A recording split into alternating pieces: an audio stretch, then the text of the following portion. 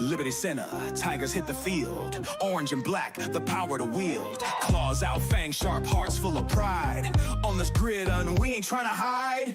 Quarterback's got an arm like a cannon. Linebacker strike, you don't know what happened. Running back cuts, defenders in the rear. Fans in the stands roar loud and clear. Hit Liberty, run that score high. Orange and black make them wonder why. Hit Liberty, show them what we got. Tigers on the prowl, we can't be stopped. Coach got the plays, got the strategy. Defense like a wall, pure energy. Special teams turning the tide fast. Every single play makes the moment last. Cheerleaders hype, crowd in a frenzy. Marching band plays, beats dropping heavy. Sidelines electric, can't fake that zeal. Tigers on the hunt, it's all so real. Hit Liberty, run that score high. Orange and black make them wonder why. Hit Liberty, show them what we got. Tigers on the prowl, we can't be stopped.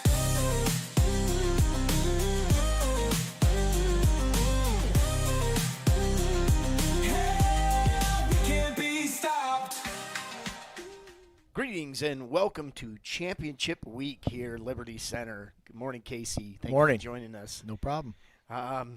Let's talk about last week's game, the semifinals against the Indian Lake Lakers.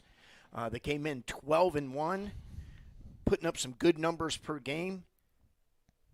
Our defense just stifled them. Yeah, I thought for the most part our defense did a good job. There's maybe a couple plays you'd like to have back here and there right before the half, but sometimes you got to remember that they're in the Final Four for a reason. They were well coached. They had really good athletes, and we gave up a couple plays. But I thought for the most of the game, our defense did a really good job. We completely shut down their run game. And then did a good job in the pass defense to get off the field when we needed to. Yeah, and, the quarterback, Galladay, what a tough kid. I mean, we just dominated the line of scrimmage, and then in turn, that all just funneled back right onto him, and he took a beating. I try to find some good words to use during that because we're trying to be as respectful as we can, but what a tough kid. He put up some good numbers. He was 15 of 31 for 228. They had traditionally been a very balanced run pass game, and he just had to take the game on his shoulders. Yeah, I thought early on we pretty much established that they were probably going to struggle to run the ball against us, and they had to go to the air. He put up some pretty good numbers, but the one thing I was pretty happy about is we held him to under 50% completion percentage, yep. and that was a kid coming into the game that was over, I think, 65%. Yeah, very close to 70. So, when you look at it like that, we stifled the pass game just enough. But like I said, those are good athletes, good players, and they're going to make plays here and there. So overall, I thought we did a good job.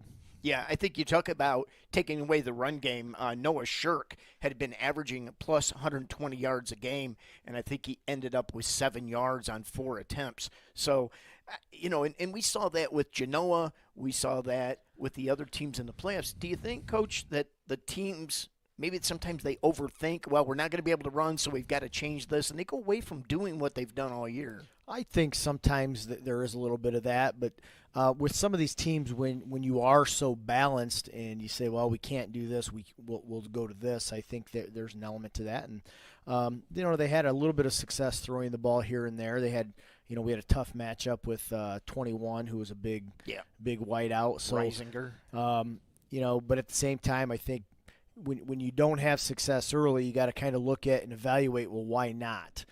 Is it something schematically you're doing, or are you just overmatched? And I thought we in some areas we were probably overmatching them, that they weren't going to be able to get us blocked like they wanted to. So that might be why they kind of went away from that so early. And we jumped out to a lead, and they were playing catch up. Once we got a 2-score lead, it was kind of like, okay, we got to be able to stop the clock here periodically and try to get some chunk yardage. Yeah, and, Liberty Center scored, I think, on your first 6 possessions. I think we scored a touchdown, which did put the Indian Lake Lakers in behind the sticks.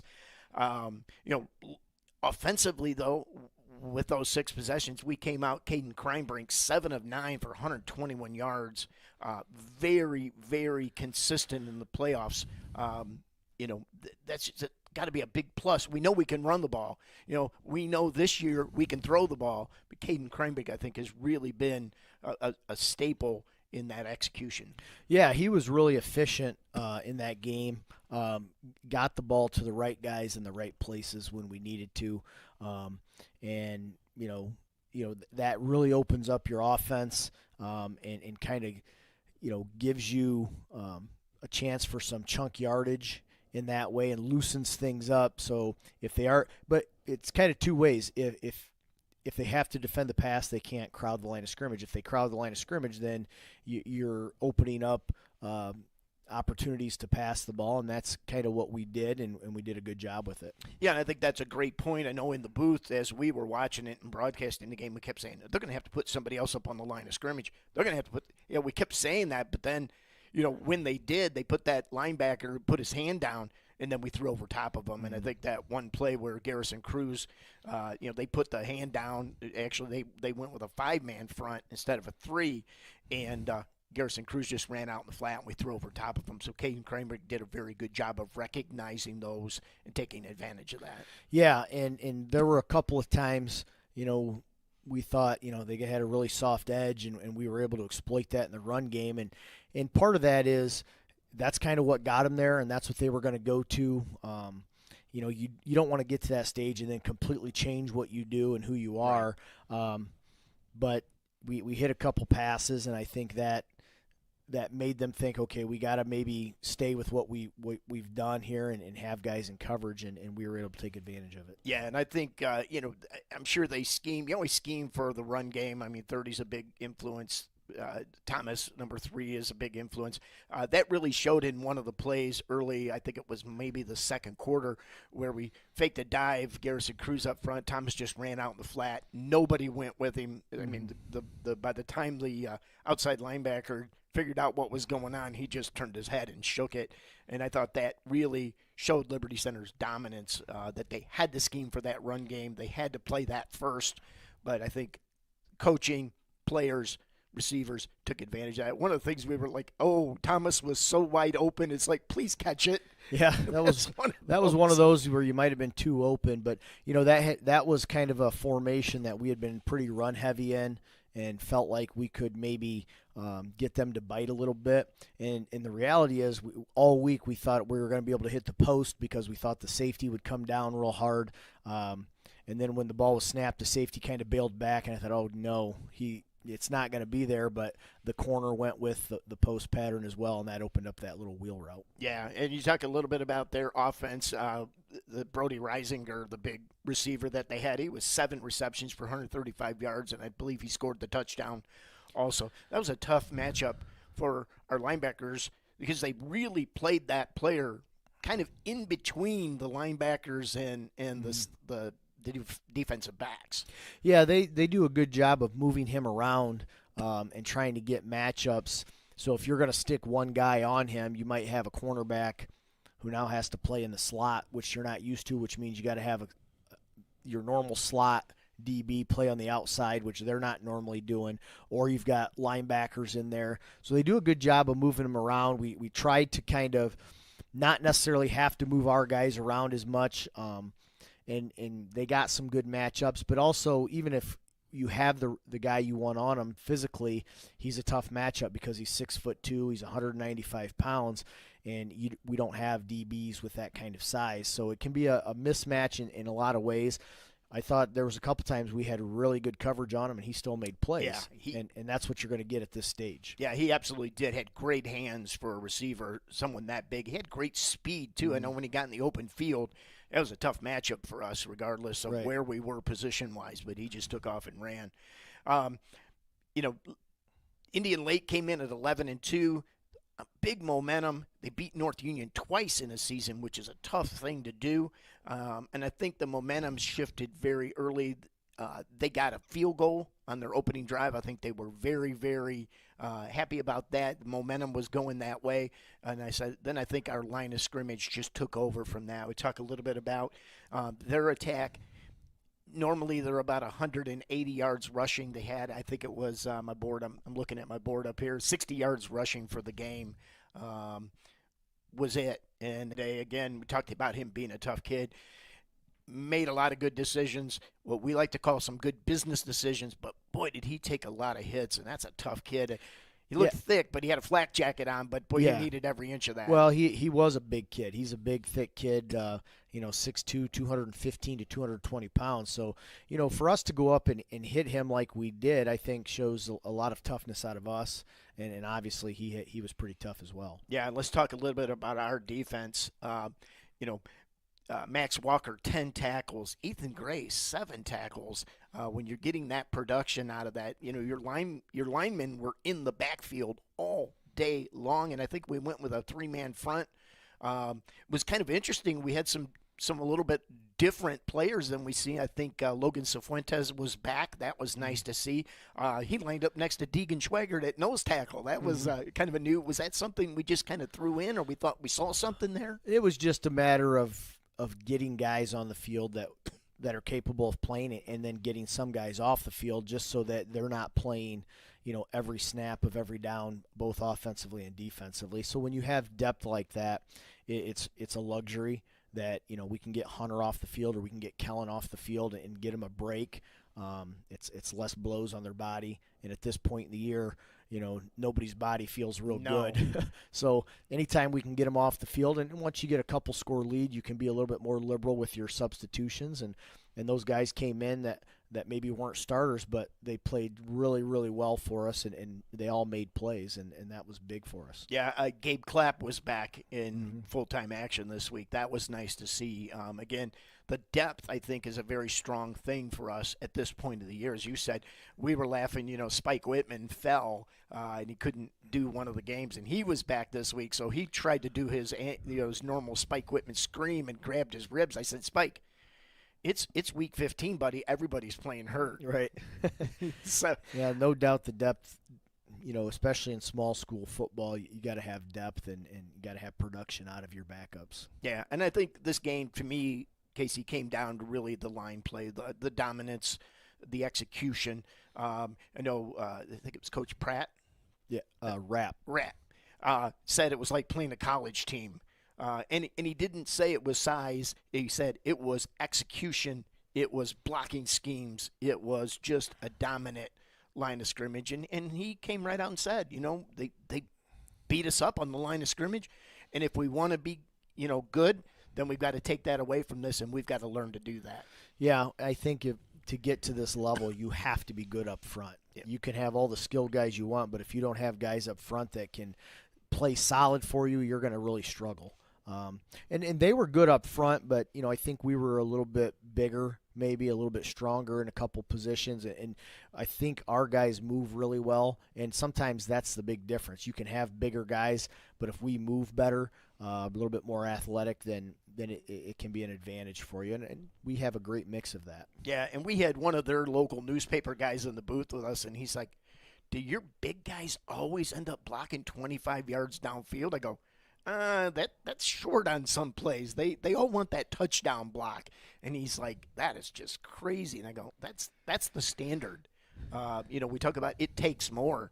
That's been the motto all year, and it just takes more, and that's what we do. Yeah, not a lot of teams get their guys downfield like that. A lot of times I have to tell officials, we're going to have guys downfield blocking.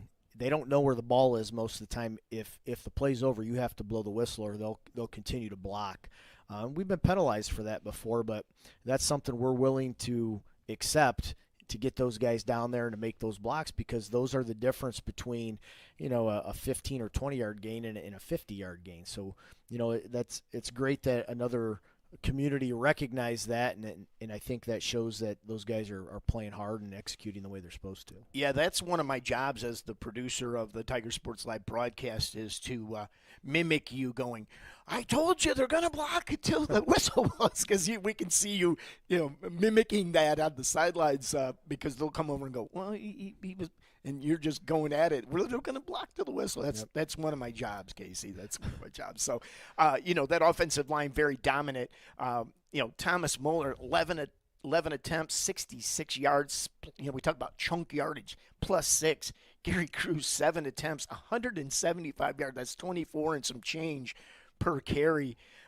Baxter Barrett, 4 attempts, 34 yards, 2 touchdowns. I think the backs were very comfortable running behind that line and what that line of scrimmage was doing. But you talk about chunk yards, and man, that's just tough to beat when you've got running backs going six yards a shot. Every time the kid touches the ball, every other time Baxter Barrett touched the ball, he scored a touchdown. And of course, Gary Cruz, 25 yards a carry, 24 plus. Love the interviews after the game. All those backs said, my offensive line really did it for me. Yeah, and I think what can get lost in there too is those guys blocking for each other. Right. I thought we had a good week of blocking out of them. And when you've got three guys that can make plays like that, it makes things tough for the defense because you can't just focus on one guy. Now, most teams are going to focus on Garrison, and rightfully so, but we've got other guys that are capable of keeping defenses honest and making them not just defend one guy, but we can attack different parts of the field with different people, and then throw like Jackson Lonzak and Ethan Gray in there and Isaiah Badenhop in the passing game. Oh, yeah, and then those guys come and get you. So, when you have weapons like that, it makes your offense better, and it's part of the reason why we are where we are. Yeah, and I think that's a key. One of the things you said in that statement was that the backs love to block for each other. They get just as much enjoyment out of a good pancake block or a nice seal block as they do running for the touchdown. Yeah, no doubt. And, they're all pretty happy for each other when they have success. And they know that it's going to take all of them to get what we want to get. Right. All right. Well, that was a great win. I think it was a very Liberty Center-esque win. We ran the ball. We were dominant. We were physical. I love that we've talked the last few weeks. We are who we are. And at this point in the season, I don't know that you can really make too many changes. I think it's about execution and about just doing what we do. Yeah. There's not a lot when you've played 14 games. There's not a lot of stuff that's left to do, I guess. I think we've seen pretty much about everything you can see from a defense. I think we've seen just about everything you can see from an offense.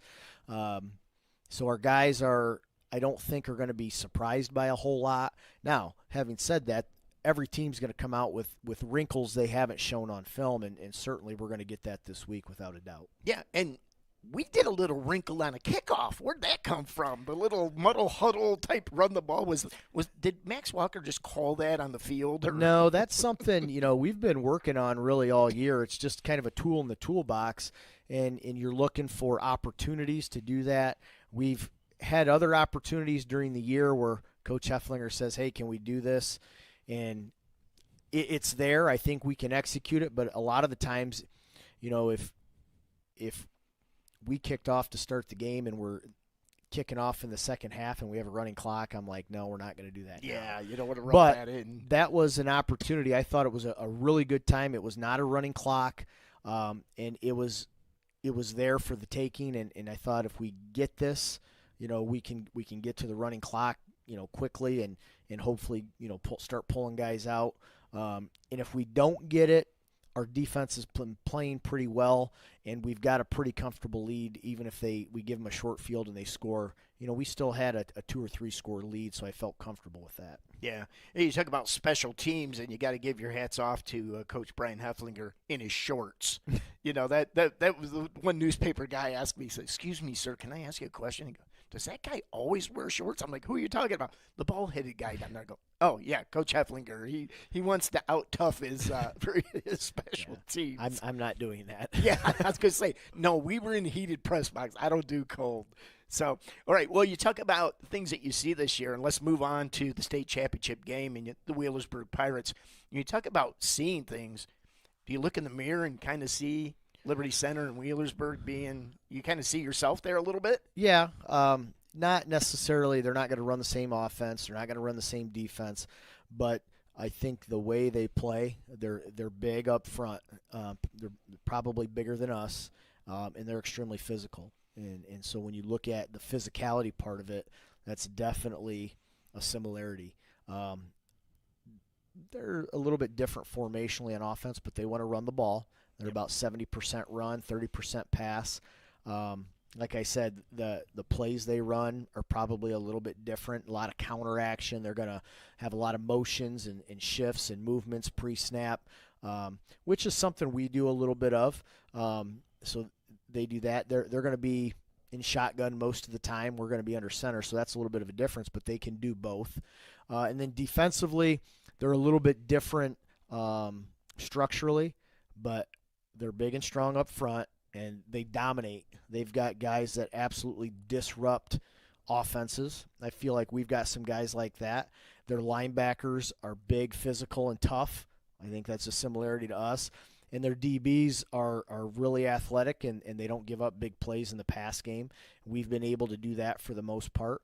They tackle well, and they run to the football. So when you look at those things, it's very similar to us, and it's probably why we're both here at the end of the season, is because I feel like both of us have really excelled in those areas. Yeah, and I loved your post-game speech at Indian Lake. Said, "Hey, we practiced to play the best team in the state. We're here, boys." Mm-hmm. And I think Wheelersburg is probably one of the best teams in the state, and I think that the playoffs kind of worked itself out. Yeah, I don't think there's any doubt about it. When you get to this point in the season, you're going to play the best team you've seen, either this coming week or the previous week, depending on how matchups go. But no matter who you pick up in the championship game, they're going to be one of the top 4 teams in the state of Ohio, without a doubt. And so, a lot of people have talked about running clocks and things like that. This game is not going to be easy. For us to win, we're going to have a dogfight. We're going to have to play well, and nothing is going to be easy in this game. Yeah, you talk about Wheelersburg being – I talked about Wheelersburg being a lot like Liberty Center. They average 183 yards rushing, 127 yards passing. They score 37.4 points a game on average, and they give up 7.4. I'm not exactly sure where Liberty's at. I probably should know, being in part of this interview, but I'll bet our numbers are pretty much right there. Yeah, and, you can look at those numbers and do a comparison in some, but, if you look at the totality of their schedule, I don't know a lot of the schools they play, and they could be playing better quality teams than us. I just don't know that.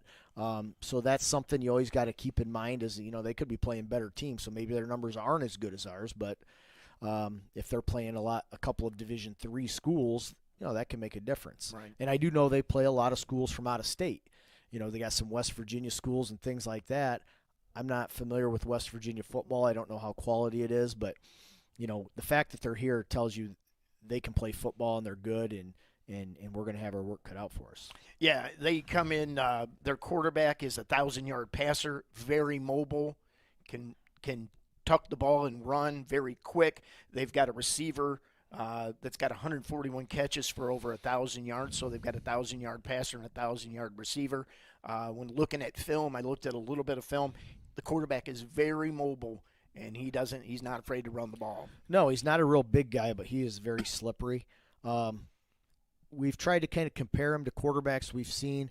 I think the Oak Harbor quarterback from last year, Michael Lalonde, comes to mind just because physically they're very similar and super quick, super fast.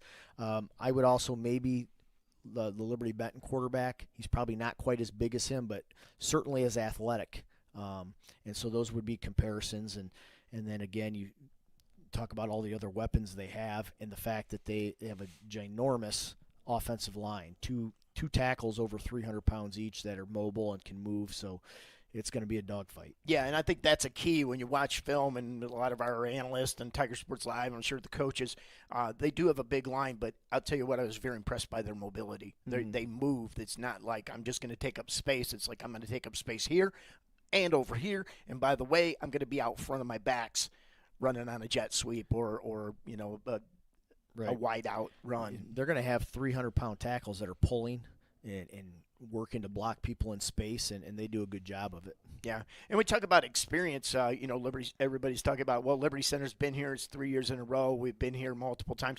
Wheelersburg's been there, too. As recent as 2017, they beat Eastwood for the championship, so they do have a championship under their belt. I think it's their third or second. I think it's their second. Yeah, their second one. They're going for their third one. Liberty Center, we've been there. I think part of that experience, talk a little bit about some of the leadership in terms of the guys that have been here for the last seasons? Well, I think for us, we go into like a Final Four game and we've been there, and it's not as big of a deal as it is when it's your first time. It's always a big deal, but you handle it better. And it's, okay, this is another game to get us where we want to go, or to get us to our goal. And certainly Wheelersburg, even though this is probably the first time they've been to the finals since 2017, they've been in some regional finals. They've been into some state semifinals in between there as well. Yes. It's not like they just fell off the face of the earth and now they have a winning season again. They're almost always in the regional finals in their region. Great program, and they're super consistent. And like I said, their coaching staff has been in the finals and they've won. They know what it takes, and we're going to have to contend with that as well. Yep. Talk a little bit about Liberty Center's health going into this game. I know it was great to see Logan Cifuentes back. I think Sawyer Bockelman is going to be out for the rest of the season with a hip injury. I think Sawyer's day to day. We'd love to have him back for Friday or for Saturday's game. We'll just have to wait and see. It's too hard to tell right now. So he's nursing that and rehabbing it, working to get back. And we've got a couple other guys that are dinged up, and we have to limit their reps and practice and stuff like that. But, at this point in the season, if you've been a starter, you probably don't need 1,000 reps in practice. So, we need them to be healthy. But you also got to be able to, if they're healthy enough and they think they can play, they got to still perform at a really high level. So that's kind of where we're at. We're balancing that. We need to get them reps to get them ready. We need them to be ready. But for the most part, we've been really fortunate that we haven't had a lot of major injuries. Yeah, driving in and out of town for work or whatever, I'm seeing the team out there on the frozen tundra. How is it practicing in 30-degree weather? It's the temperature is not nearly the issue that the wind is. 30-degree weather is cold, but it's not too bad, especially if you're out there moving around and practicing. But when you get 15, 20-mile-an-hour wind with it, now that becomes an issue. I think our guys have dealt with it pretty well. Kevin Sonnenberg brought a heater down on the sideline for us to use in practice, and guys have kind of used that, which has been a big help. And there's times where we'll get done with a session, maybe offensive session, and we'll go inside for 5-10 minutes just to kind of get warmed up, go back out, and finish things up. But as long as guys are moving, it's not a big deal. But when you've got 67 guys and not all of them can be out there getting reps, right, that's when a lot of the younger guys are probably pretty cold. So we try to keep them moving, go to the heater, things like that. But, we're going to have to play in it. So if you're not prepared for that, it can be a factor. Right.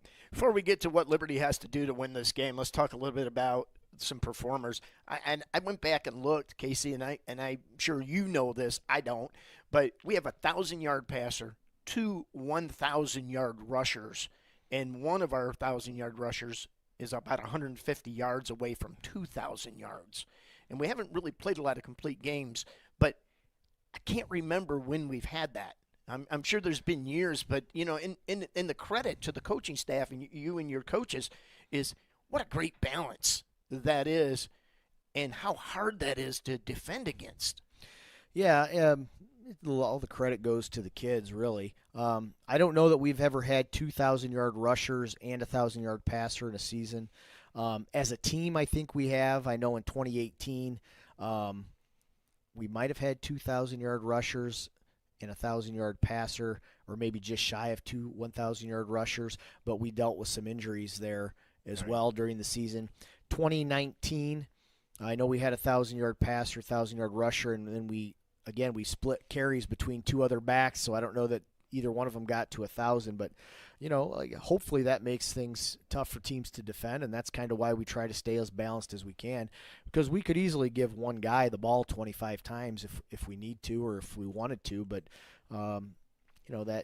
that opens up for more hits and more blows and things like that. And long term for team success, it's probably best to distribute those carries. Well, and you throw in a wingback that's about 500 yards for the season too. Mm-hmm. So you're talking about a lot of yards.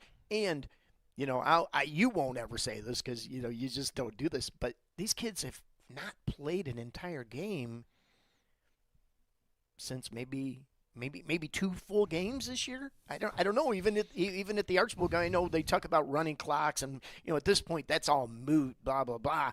But it has to do with reps, and I think that's to our advantage because we're not beating our bodies up. But these running backs probably haven't played a full game. Maybe not all year. Probably Patrick Henry, I think they did, and maybe Archibald. I know the last possession, Archibald, we got him out, but probably not a lot of complete games for sure. I know I counted up the quarters at the end of the regular season, and I think our starters had played the equivalent of 7 games in a 10-game season. So, and that was the goal is, keep them fresh because, if we want to make a playoff run, we don't want to be beat up. Right. And so let's get down to the nuts and bolts here. What does Liberty Center have to do to bring home the state title? Well, we're going to have to play really good defensively and limit their big chunk plays. I think in high school football, if you give up plays of 20-plus yards, the other team's probably got a good chance of scoring. They, have a lot of weapons, so we got to keep things in front of us. We have to tackle in space, and we've got to neutralize the line of scrimmage. They've dominated the line of scrimmage all year. We need to neutralize that. We need to get multiple bodies to the ball to tackle, and again, in the pass game, keep things in front of us and tackle if they catch the ball. Offensively, we have to be patient. They don't give up a lot of big plays. It's going to probably look like something we're not used to because it could be literally 3 yards in a cloud of dust in the run game. Woody Hayes. Well, and like I said, they've got guys on the defensive line that absolutely disrupt things. And so when you got a guy that can dominate, and it can change things quick. And we also have to be able to play action pass and exploit any over aggressiveness there. Keep them off balance a little bit. So we're going to try to do all those things, but we got to be patient. One thing, this is probably going to be the first game all year where their special teams might be better than ours. Ooh. Simply because they have a D1 That's kicker. crazy. They have a D1 kicker who's made 3 50-plus yard field goals this year. Now, I love Max Walker. I love Caden Kreinbrink. They're not. I don't know that they have quite the leg this guy there's does. not NFL guys consistently making 50-yard field goals. He's 45-plus yards per punt, probably close to 50 yards. Again, ours is really good. This kid's at an elite level. So, that can change things quite a bit, especially at this level, having to drive a long field and things like that. So our special teams have, we can't go out there and think I got to kick better than this guy because I don't know that we're going to. But we got to control the things we can, and that's the blocking, the tackling, the coverage. And if he's going to kick deep and we get a chance to return it, we got to get some yards out of it. We don't want to be buried at the 20 all night. Right. And that field position has always been a big thing for you and your coaching staff of managing that and making sure that we're on the plus side of that. So I'm sure in Wheelersburg, when you look at stuff, they've dominated that side of the ball too, the field position. So, all right. Well, Coach, the only other thing is I just want to let you know, Saturday's my birthday, so I would really like a state championship trophy for my birthday, and I'm going to run around the field with it. I'm going to be that guy that runs on the field, steals the trophy, and runs around. If we probably let you if that happens. There so you go. Okay, we'll do the best we can. All right, well, join us Saturday, 7:30 at Tom Benson Stadium, Hall of Fame Stadium in Canton, Ohio, for the Division V state championship game. Coach, good luck, and thank you. Yep, thank you.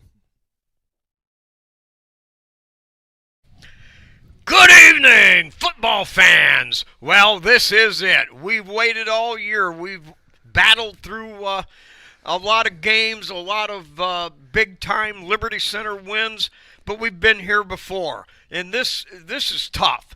We got diced and dragged out by South Range, and that taught some people a lesson. The next year we get into the finals. We play a very talented team, and then we come back again last year. And got it again. It was a close game both ways, could have went either way.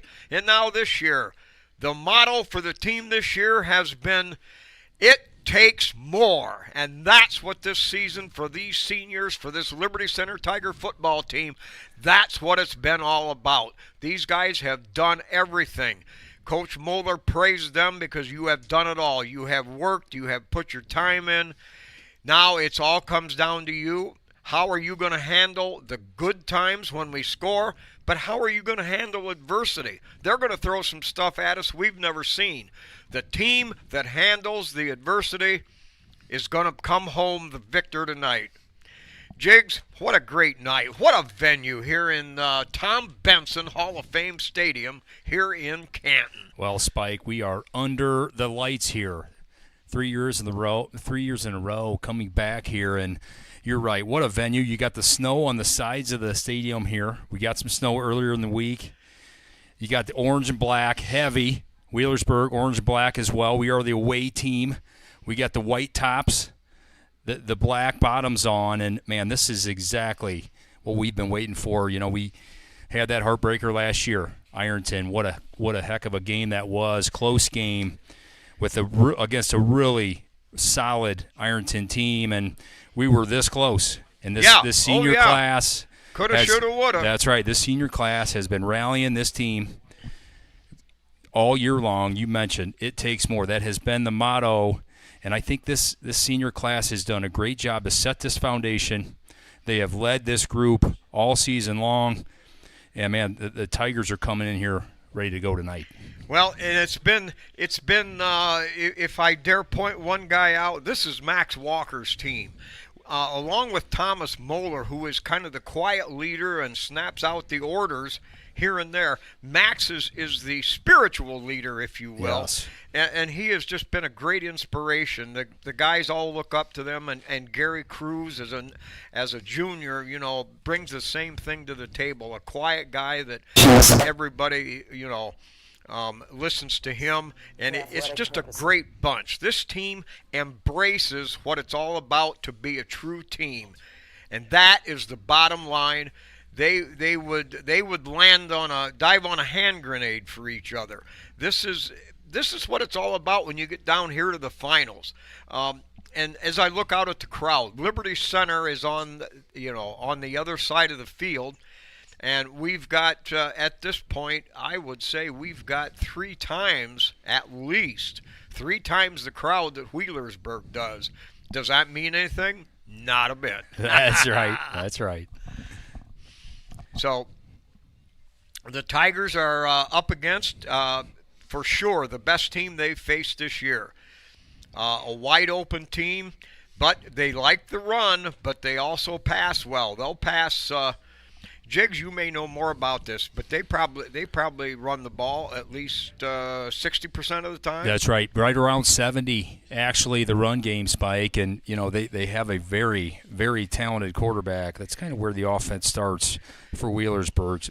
Braylon Rucker, he's kind of been their do-everything player so far this year. He's had 1,600 yards passing, 17 touchdowns to only one interception, which is very impressive when you're putting it up that many times to only have it one interception. Impressive for Rucker.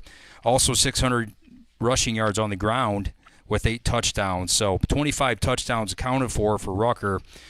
And that is where the offense is going to start, and that's where the offense is going to finish. Everything runs through him, and they got a couple other nice players as well on offense. If you look at the running back, number 26, Elijah Brown, he's a good-looking runner. He can run inside, he can run outside, has some moves on the outside. They really rely heavily on him. A lot of times they'll go single back set, so he's going to be the primary running back. They also got number 22, Stephen Hall, that will come in as a secondary runner. And, you know, the run game starts behind the Wheelersburg's offensive line. And they have a very, very big offensive line, and they can really move people.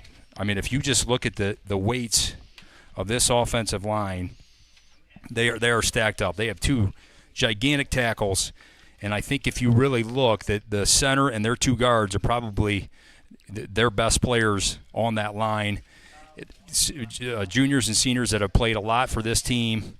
So this offensive line is tough. They're going to want to establish a run first and then open up the pass game from there. Well, as we look at their rushing, the quarterback, Ruger, is that how you pronounce that? Rucker. Yep. I'm sorry, Rucker. He's ran for 700 yards. Lake has run for 1,600. So their two main runners have combined for 2,300 yards. For Liberty Center, between Moeller and Barrett and Cruz, they've combined for about 3,100. So an edge there for Liberty on their rushing attack. In the passing, we went through and checked this out. Kreinbrink averaging, and I want to differentiate here a little bit. When he keys in his 5 top receivers, that be Gray, Lonzak, Cruz, Isaiah Badenhop, and Moeller, he is hitting at an average on those targets 72%. Okay. And that takes away a lot of the extra time, at the end of a game or when things are slowing, gearing down, I should say. Their quarterback, Rucker, averages 74% on his favorite targets. So 74 and 72, about even there. Liberty Center, chunk yardage.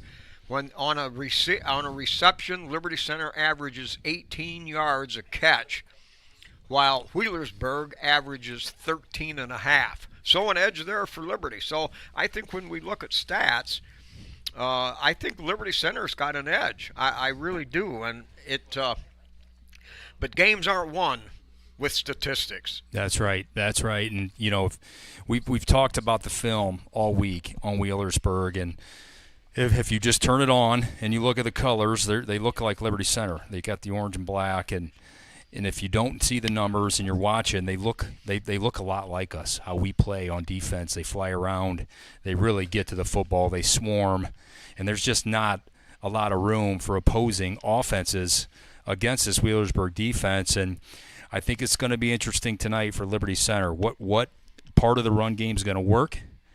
In the passing game is going to be a quick passing game, long passing game. They bring a lot of pressure from that front seven. I would say the strength of this team is in their front seven, their defensive line, their linebackers. They really get their outside linebackers to blitz.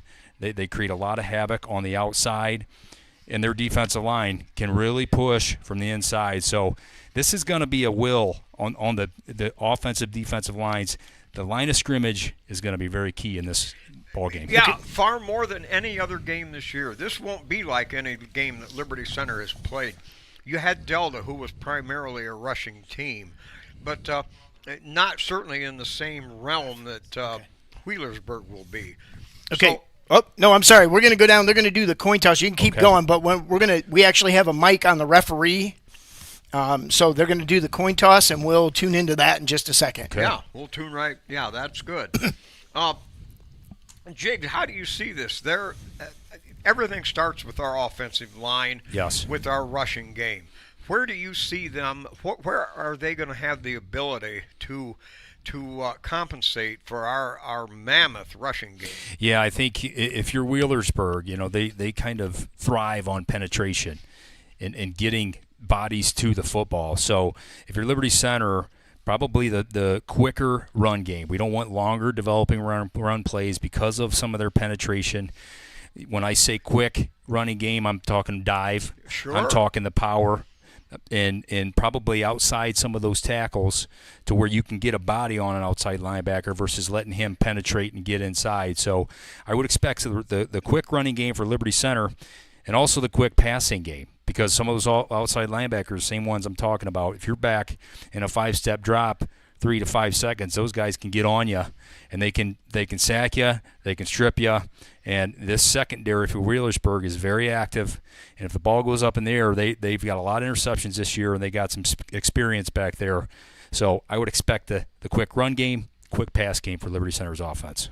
Okay, good deal. Now, what does that do then? Because Liberty Center is a jet sweep type of team. They utilize that or variations off of that. So what will change in that? Yeah, well, I think your playbook is still wide open. The jet sweep still an option. Some of the reverses that we've seen with Baxter Barrett the last few weeks, Yep. that might be a play that's maybe a little bit slower developing. So I don't know that a play like that would necessarily be here tonight. I could be completely wrong. But those are the slower developing plays when I talk about it, where it's 2 to 3 seconds to get the ball and get into the hole. That's when a lot of Wheelersburg's penetration has won out, at least on film. Now, I don't know how much a person can judge this, but are we getting to the toss? I'll get it. Okay. But I was checking out their strength of schedule, and while Liberty Center has dominated in that all year long, and how they've held opponents scoring wise and everything, Wheelersburg, the Pirates, are a different story. The strength of schedule, actually, if I went down and I looked at, I threw out all the teams under 500. So I tried to get some comparisons with a little bit better teams, and Wheelersburg actually has a 5.3 team strength that they've played, and you use 5 as your beginning marker, and their schedule is a 5.3, so a little bit tougher. Ours sets at 4.7. Okay. All right. All right, we're going to go down to the field here for the coin toss. We'll see if we can get the referee microphone fired up here. And we do have a shot. We are allowed to do things like this. We will not have any video between when the clock runs for game time. It's forbidden. So we'll see here. We're going to try to pick up the referee microphone. He'll turn it on, I hope, here shortly. And there, Moeller, Hunter Spangler, Max Walker, and I believe that is Sonnenberg out there representing I Liberty. think it is 20. It's not 22. It's Tyler Roars. Tyler Roars. Tyler Roars Oh, is he's dressed tonight. Yes. Yes. Tyler Roars is dressed tonight. Okay. We're gonna he will get in a play. All right. In the further choice in the second half. We were good.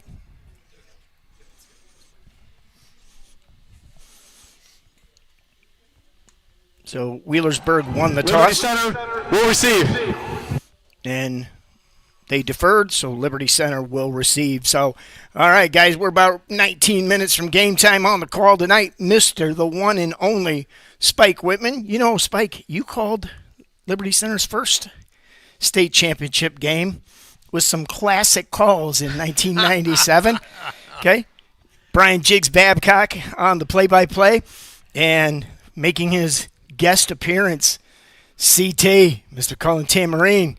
Colin, what do you think so far, bud? How's this experience? It's really cool. I've never thought I'd be on an NFL stadium before, and today when we got here, we went down there watching Kirkland celebrate their win, and it's crazy that I'm here, and just thank all you guys for this opportunity. Yeah, well, Colin's done a great job calling some of the JV games and some of the junior high games. He's got a little bit of a knack for it, so we're gonna get him some of this experience up here and continue to bring and develop the youngins here. Mm-hmm. How old are you, Colin? I'm 15. I'm a freshman this year. All right, that sounds good. And I already renewed his contract for next He's year. renewed. So He doesn't have a choice. he didn't have a choice. His mom signed for him. He didn't know it yet, so that's fine. But yeah, Liberty Center's band out there getting ready to play the alma mater. We're 18 minutes out here, guys. Hey, while we got a minute, I'm going to take a little bit of personal time here. This is the end of a very, very busy season for Tiger Sports Live, and I want to thank a lot of the people that are behind the scenes that you never hear from or whatever. We have a board of directors, Norm Zeider, Scott Barrett, Kenny Barnes, great advisors. Did I forget anybody? I probably did. Greg Radwin, Mr. Radwin from school, the school principal. They have given me a lot of guidance, when I want to bang my head against the wall or, pound my head on the post at the studio, or Tiger Sports Live studio. That's great. I want to thank the Moeller family. They've made that studio available to us. A lot of great things happen there. A lot of the sponsors, we talked a little bit about being blessed. We are certainly blessed with that. And I'm going to thank probably for me the most important person, and that's my wife. Lynn, I know you're listening. Thank you, honey, for letting me do what I do. She's at home a lot. Well, you spend a lot of time, Mark. So I appreciate that. I love you. And thank you for letting me do what I love to do. So the end of my soapbox, guys.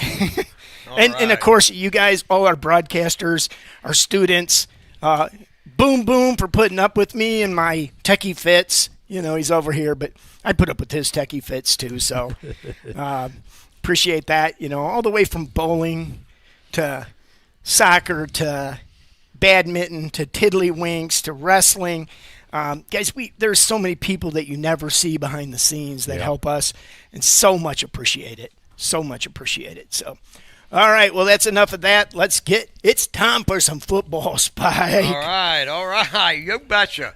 Yeah, we've got some unfinished business here, and it's been impressive for me. I like to catch practices, and some of them, impossible to go to all, of course, but the spirit of this team is as tight or tighter than any Liberty Center team I have ever seen. They are so tight. They are so together. It's the Three Musketeers turned into 70. I mean, these guys are something special. And the coaching staff at Liberty, second to none. The school, the backup, Caleb Pullman's hard work in the background, and of course the community who has helped keep the spirit of Liberty Center football alive for the last 120 years. This is it. This is what everybody plays for. This is life. This is to be able to play for the championship. That's something we all want to strive for in life. We want to be the best we can be. And this is a chance for these young men of Liberty Center to get that front foot put forward, plant it in the ground firmly, and say, this game belongs to me. Okay. There was a broadcast moment there. The front foot forward. You actually got that out. My brain just spasmed a little bit. So 15 minutes out here from the championship game. And, Jigs, we have a special guest in the booth. It's right in front of you.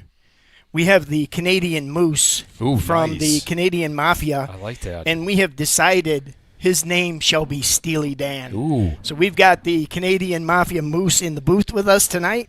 Hopefully the moose don't run loose, but Steely Dan is with us. Oh, yeah, with maple leaves on the bottom of the feet. We should have called him Ricky because he could lose that number. But I'm sorry, I'm throwing Steely Dan references out to youngsters that don't even know who that is. So, yeah, Spike. Getting back to this Wheelersburg team. They're only giving up an average of 7 points per game versus Liberty's 5.2. So, we just say that both of these defenses have been dominant all year long, and that's why this game feels like it could just come down to a field goal or a turnover or a penalty. This is, I think, for Liberty Center tonight. There are a couple keys. Key number one is you got to try to hold the quarterback down, try to limit some of his explosive plays. Key number two, win the turnover battle. And key number three, win the line of scrimmage. And I think if Liberty Center can do those things tonight, they should be victorious. Wheelersburg's got a kicker though. This Cooper Heimbach, I mean, he can absolutely kick it. If he gets past the 50, he has hit multiple 50-yard field goals so far this season, and they really play to that. So, if they get past midfield, they got an opportunity to put points up on the board a lot, and they got a good punter. They got a good kickoff game. So their special teams, like Liberty Center, has been very sound, very solid all year, and it's a team that just does not make too many mistakes, and they don't leave a lot of openings for your opposing team. So the films look very similar, this Wheelersburg and Liberty Center teams, and we're gonna play it out here, but this is going to be a heck of a matchup. Time of possession is going to be a big factor because you got two teams that like to run the ball. Liberty Center is going to run it more, but but Wheelersburg is capable of playing it either way. But they're going to want to grind clock, and Liberty's going to want to control the clock. Yep. And so time of possession is so key.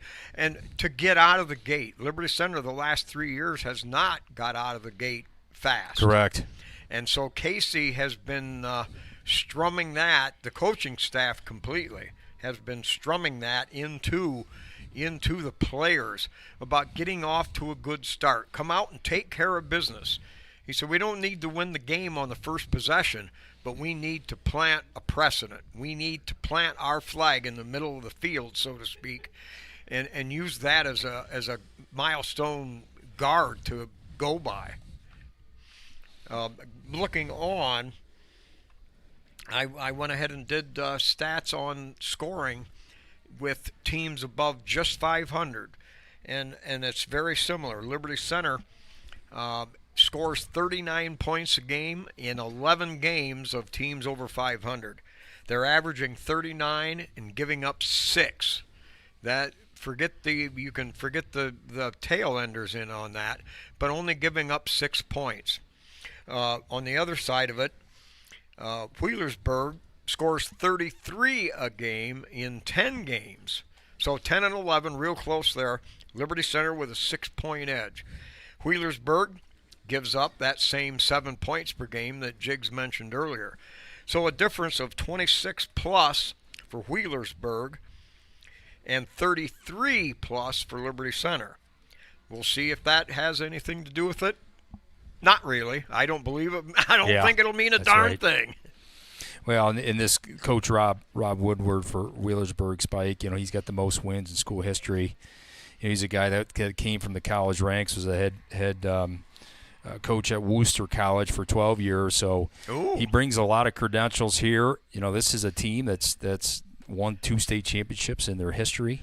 So this is a successful program. They're in the league that plays Ironton every single year. We know, obviously, we're pretty familiar with Ironton. So they got a rich history of football, a lot of fans that traveled here tonight. And, this team is very senior-laden with 15 seniors on this squad.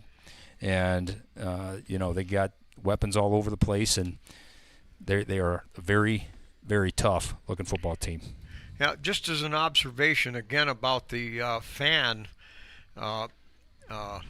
participation here, on the Wheelersburg side, their fans are down in that lowest bowl. And we're looking at what I would say, from what I can see here, there's 3 bowls on this side of the field. And Wheelersburg has only got fans in that bottom level.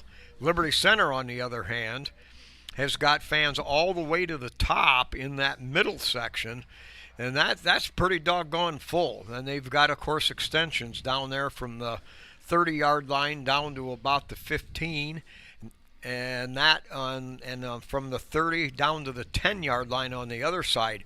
So a whopping number of Tiger boosters here tonight. You gotta love it. Talking about Wheelersburg defense a little bit, Spike. Number 1, Brady Doss. He's a good-looking player for Wheelersburg. Chance he may not go tonight is the word. He's their leading tackler, 66 tackles, 5.5 tackles for loss, 2 picks, and he's also kind of the H-back tight end on offense for them, where he's been very good on offense too. He's actually got 500 yards of receiving, 6 touchdowns. So sounds like he will not go tonight. That's going to be a big factor for Wheelersburg. On offense, they lean on him in blocking and kind of as their third weapon to get the ball to. And then defense, as a linebacker, they're the most tackles on the team. That's a big loss for Wheelersburg. They got guys, obviously, to step in there, but that's one number you're probably not going to see tonight for Wheelersburg. Okay, well, let's look on the other side. The 2 injuries I'm sure most of you have heard. Gary Cruz, was reported to have turf toe. Now, there are issues there, and there may be something happen after the year, but it is not nearly as bad as what they first suspected. And Gary looked fine in practice last night. So, I mean, he's 90%, and then if your last name is Cruz, if you're at 50, buddy, you're full go. And the other is Sawyer Bockelman, a sophomore tackle. He may be a little bit more limited, but last night, for the first time this week, he took part in some of the play drills, and he could move. But, I don't think they want to shoot his cannon too early because something may happen, and his play might be limited. But in the second half, when things get tight and time's running down, you may see a bit more of him to help rotate in those tackle spots. When we look at Liberty Center's team, you've talked a lot about Wheelersburg. And by the way, how do you take that, what's it called, the Southern Ohio Conference down on the river? How do you see that conference? How do you see that area? Is that a football area like here? It is, or better? Yeah, it is a football area, Spike. I would say it's comparable to the NWAL. Obviously, with Ironton in their league down there, you kind of got two powers, in that league, and that's kind of been who's been going for the league championship for the last several years, Ironton or Wheelersburg. It's kind of the game of the year. And we've obviously seen what Ironton's done with their program, kind of built that thing up, but this Wheelersburg team is right there as well. I really focused when I watched film. I focused on the Ironton game and I focused on the Youngstown Cardinal Mooney game. That's the two. Oh yeah. That's the two matchups I really wanted to watch, just to see, because I felt like that the talent level was better in those two games, and you could see a little bit more. Both very close games. The Ironton game really went down to the last play. Ironton was driving, fumbled. And Wheelersburg able to hold on, and then Mooney last week kind of jump out to a quick start. Running back gets hurt. They have 3 interceptions, and that kind of took them out of the football game. So, this team they played, I would say recently, probably a little bit better schedule with playing Mooney last week. I would say that's probably a better opponent than Indian Lake was for Liberty. But listen, when you get to this stage, Yeah. This is it, right? So much of that can be thrown. Jakes, I just got 5 calls from Lewistown, Indian Lake. Hey, I'm just saying. But just watching the film, Mooney, I would have gave Mooney the edge in that head-to-head matchup. But no, I'm excited. I am excited for this game. I think this thing could come right down to the wire. And special teams, we've talked about it. Our special teams has been so good all year long. But Wheelersburg their special teams is just as good, if you ask me. Okay, another thing we haven't really talked much about this year is chunk plays. Yep. Chunk plays. In the games that you watched, what did you see from Wheelersburg? We'll get to Liberty on that in a second, but does Wheelersburg have that same kind of, or are they more methodical? Yeah, I would say they're more of a methodical type of offense. They have some players that can get loose and have explosive plays, but they're more methodical. Run it first, then throw off that. They will go deep pass game. They have something. They have some of that in their repertoire, but they don't do that a lot. All right, here they come, those swashbuckling men in black pants, white jerseys tonight. Liberty Center being the designated home team. That's where they draw in the brackets, and we're the visiting team, while Wheelersburg will be in their they're not on the field yet. They've got black uniforms, black pants, black unis, jerseys with orange helmets. Liberty Center with black helmets to offset. So orange and black dominating the field. This is going to be some good stuff. Well, and guys, this is the only state final where both teams are both 14-0. You talk about how brackets work themselves out, whatever. Mm-hmm. When we saw the initial brackets, and then we saw what brackets were going to play what brackets, many people thought, okay, this is going to work itself out in a good way. And certainly 2 14-0 teams, this is what you toss all the marbles in the thing for. Well, ground and pound, Gary Cruz. Nearly 1,900 yards this year. Moeller, about 1,100. And then you've got Barrett with about 400 yards coming off there. And it's ground and pound for Liberty Center. It might be ground for Wheelersburg, but I think Liberty Center is going to add that pound effect, and that, to me, will make the difference tonight. Each team is going to be, tough giving up anything. So it's making big plays, and that's why I referred to the chunk plays. Yes. Liberty Center is so good with their downfield blocking. I have never seen a team downfield block any better than our Liberty Center Tigers. All right, we're getting ready for the national anthem. And we'll take a break here.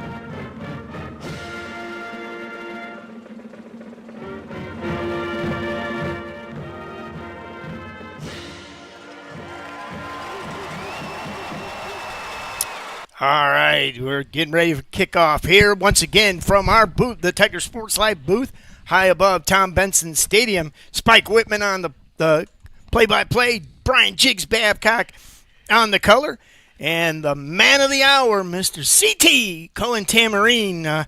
Colin, I hope this is the first of many times you're here helping us at Tiger Sports Live. CT, the color, the dramatic feeling of being in a truly great stadium. I mean, the atmosphere. This is great. Do you feel it? Are you pumped? Yeah. All right. He was pumped all week. Yeah, this is the third time I've been here, and, I think this one, it just has a little more intensity to it, Going in here, I think this is the best odds we've had in one of these games. We've always met a powerhouse on the other side of the bracket, and that's what team we are this year. So see if we can bring it home this year. All right, I like that powerhouse. Yeah, baby. Well, it's just about game time, and it's time to raise that thermometer up a few degrees. Liberty Center will receive, of course, Wheelersburg won the toss. How does that affect the strategy at all by receiving? Everybody wants to kick off. Yeah.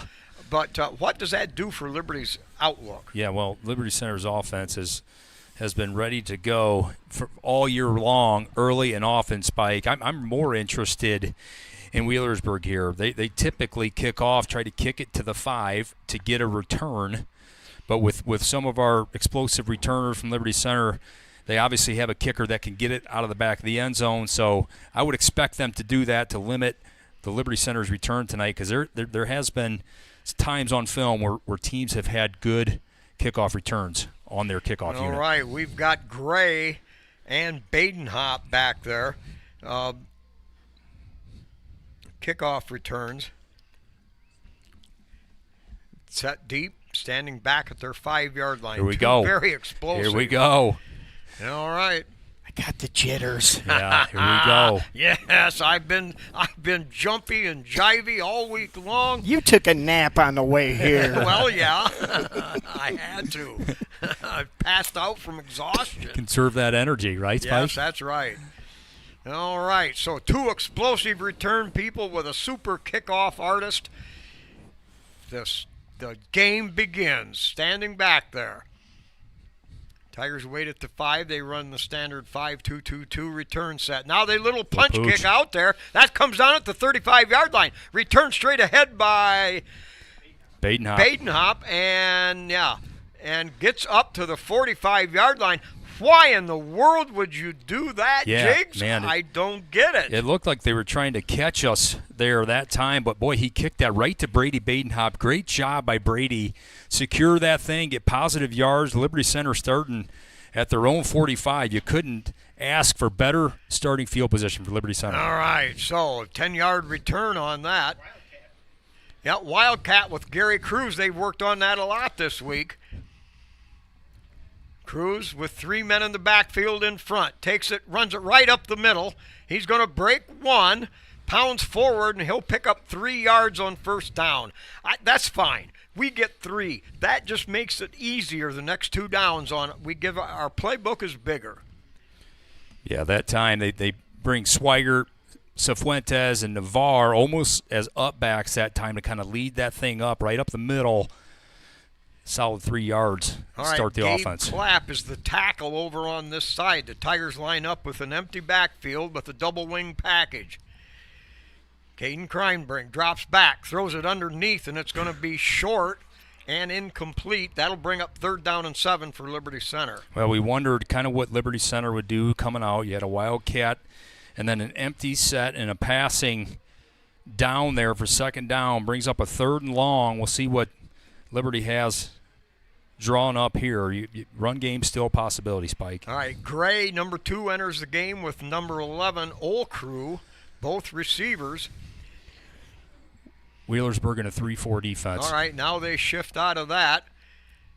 And the Tigers back to Moeller on the left, Cruz on the right in the backfield with a wide out to the far side. They're going to run a pitch sweep to Gary. Big hole there. Gary over one tackler, bangs forward for 4, but that's going to bring up 4th down just inside the 50-yard line.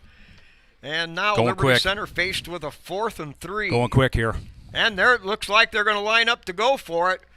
It'll be Caden Kreinbrink under center. Moeller on the left, Cruz on the right, wing package over here. Set to go. They're not fooling around. Long count. Now they look to the sideline, trying to draw off. And now they're going to drop back into punt formation. The quarterback, Caden Cruz, the punter. Kreinbrink, I'm sorry. Thank you. Left-footed drive, good spiraling kick. That's going to hit at the 5 and bounce into the end zone. So it'll come out to the 20-yard line. Yeah, good play on that 3rd down play. It looked like a little bit bigger hole, but you saw some of Wheelersburg's speed on their defense to kind of close that thing down on Gary, and they not able to get the 1st down. And Liberty Center 3 and out in their first possession here.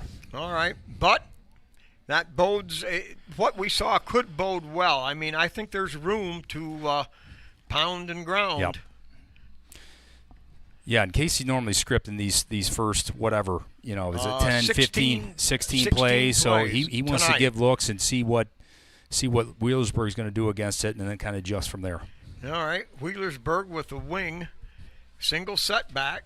Quarterback gives it straight ahead, looking for running room. Hit and popped right now. He was blasted. Whoa. Boy, I went with the fake. He faked it up the middle. He was pounded down. Explain the play. Yeah. That's some of the RPO, run, pass option that time where he fakes to the running back, pulls it out, and then he's got the H-back out into the flat. Nice little pitch and catch for 9-yard gain. That's some of the explosiveness of this quarterback and his ability to pull the thing down and run and pass it. All right, so now a double wide out to the short side of the field, the far side. Now motion back this way. They're going to give it to that fullback, and he spins, twists, pounds, and he'll get up across the 35, up to the 37, a gain of 7, and a Wheelersburg 1st down. There's some of that action again there where the quarterback sticks it in Elijah Brown's stomach, kind of reads. That time he gave it to the running back. Solid yards for 1st down, Wheelersburg. But Liberty Center's defense, they got to get used to some of these sets, see it a few times and get settled in. Right. That's been kind of the benchmark all year. Sometimes we struggle on their other team's first possession. All right, motion back to the football. Quarterback keeps it. Nice comes right read in there. and no gain on the play Who at was all. that? Liberty Center throws him for a 2-yard loss. Lonzak on the bottom of that one. That was a great job there that time. That's going to be key here tonight, Spike, was when that quarterback gives it to the running back. If your responsibility as a quarterback, you can't dive with that running back. You got to stay on him and keep a count on that quarterback because he's explosive. Lonzak that time and Weimer gobbling that thing up.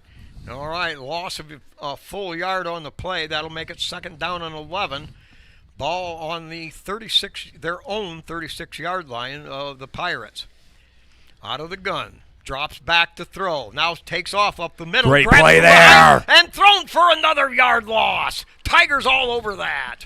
The Dipster. Dipster, yes. El Toro. I'll tell you what, that was a great play by Dippy. Looked like the quarterback had a big lane that he was going to pull that thing down and run.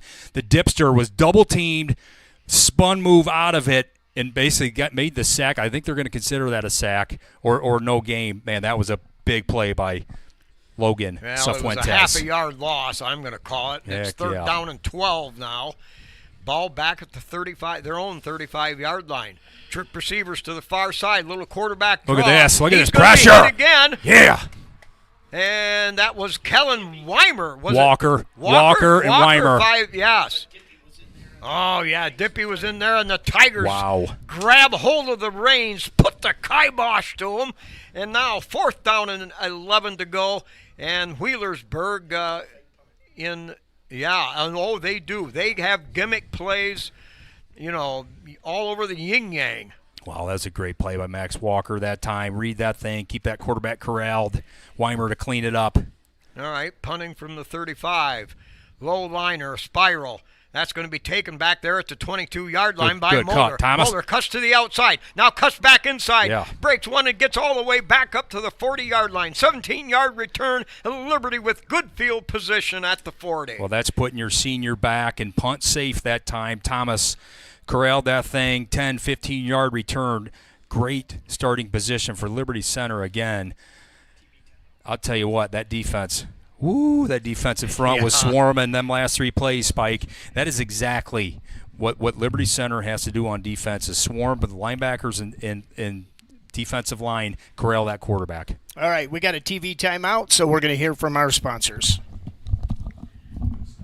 This 2025-26 Tiger Sports Live broadcast is brought to you by KK Collision, Fire Bait and Hop Insurance, Affinity IT Group, Pisanello's Pizza, Ohio Asphalt Paving, Swanton Welding, Davis Farm Services, Holgate Metal Fab, Gerald Grain, Hill Asphalt, Mason Hill Construction, Engler Auctions, Dental Health Associates of White House in Sylvania, and Fessenden Hardware of Swanton. All right. Hey, CT. Now Liberty had the one possession. We kind of fiddled and faddled. What do you think we ought to be running right now? What would you look to if you were Liberty Center? I think we start this drive, have Gary run the ball, get an extra few yards, and then we do one of those special reverses with Barrett. Inside reverse. That gets us a good hole on the outside, and Barrett can work his magic with that. I like it. Yes. Yeah, that pass on second down that time looked like he kind of had Ethan Gray on just a comeback and wasn't able to get it to him. Ethan was open, just a little bit underthrown, but like I said, Spike, sometimes this offense is you get plays scripted, you run them, you get what Wheelersburg's doing on defense. You get our coaching staff eyeing it from the box to be able to make adjustments later in the game. That's been something they've done extremely well this year. We have middle of the first period, end of the first period, we've always rebounded well. Now, the Tigers, with this long timeout, we're not used to this much TV time. timeout. TV timeout, I guess so. Well, and it's not bad, though, because Liberty's just taking over the possession of the ball, so it's almost like a advantage timeout for Liberty Center. Well, it's a different flow to this game because of some of these TV timeouts, and it can hurt the flow of the game, I think, sometimes. Crime Brink in practice this week. It's been blustery. It's been cold. His touch has been phenomenal on the softer pass. He's a bullet thrower, but he's acquired that touch of seniority, you might say, and he's handled the ball well in practice. First time out, first throw, all right, it's off target. It's the state championship. That's right. He's got one under his belt. Now we'll see where we go. Tigers come out unbalanced with, here. Unbalanced, 2 wideouts to this side with Gary as the flanker. They're going to give it to Moeller straight up the middle, and right there, no gain, maybe a loss of a yard on the play. Wheelersburg penetrated. That'll bring up 2nd down and 11 with the ball back at the 38-yard line. Yeah, that's some of the speed of this defense on the inside that time.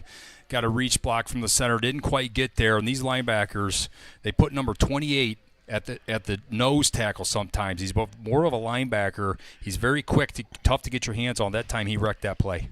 All right, Gray and Badenhop split out wide to the far side of the field, the Liberty Center side of the field. Tigers in the I formation. Gary the lead back. Give to Moeller. No, play action. Tosses it out there. He's got Gary.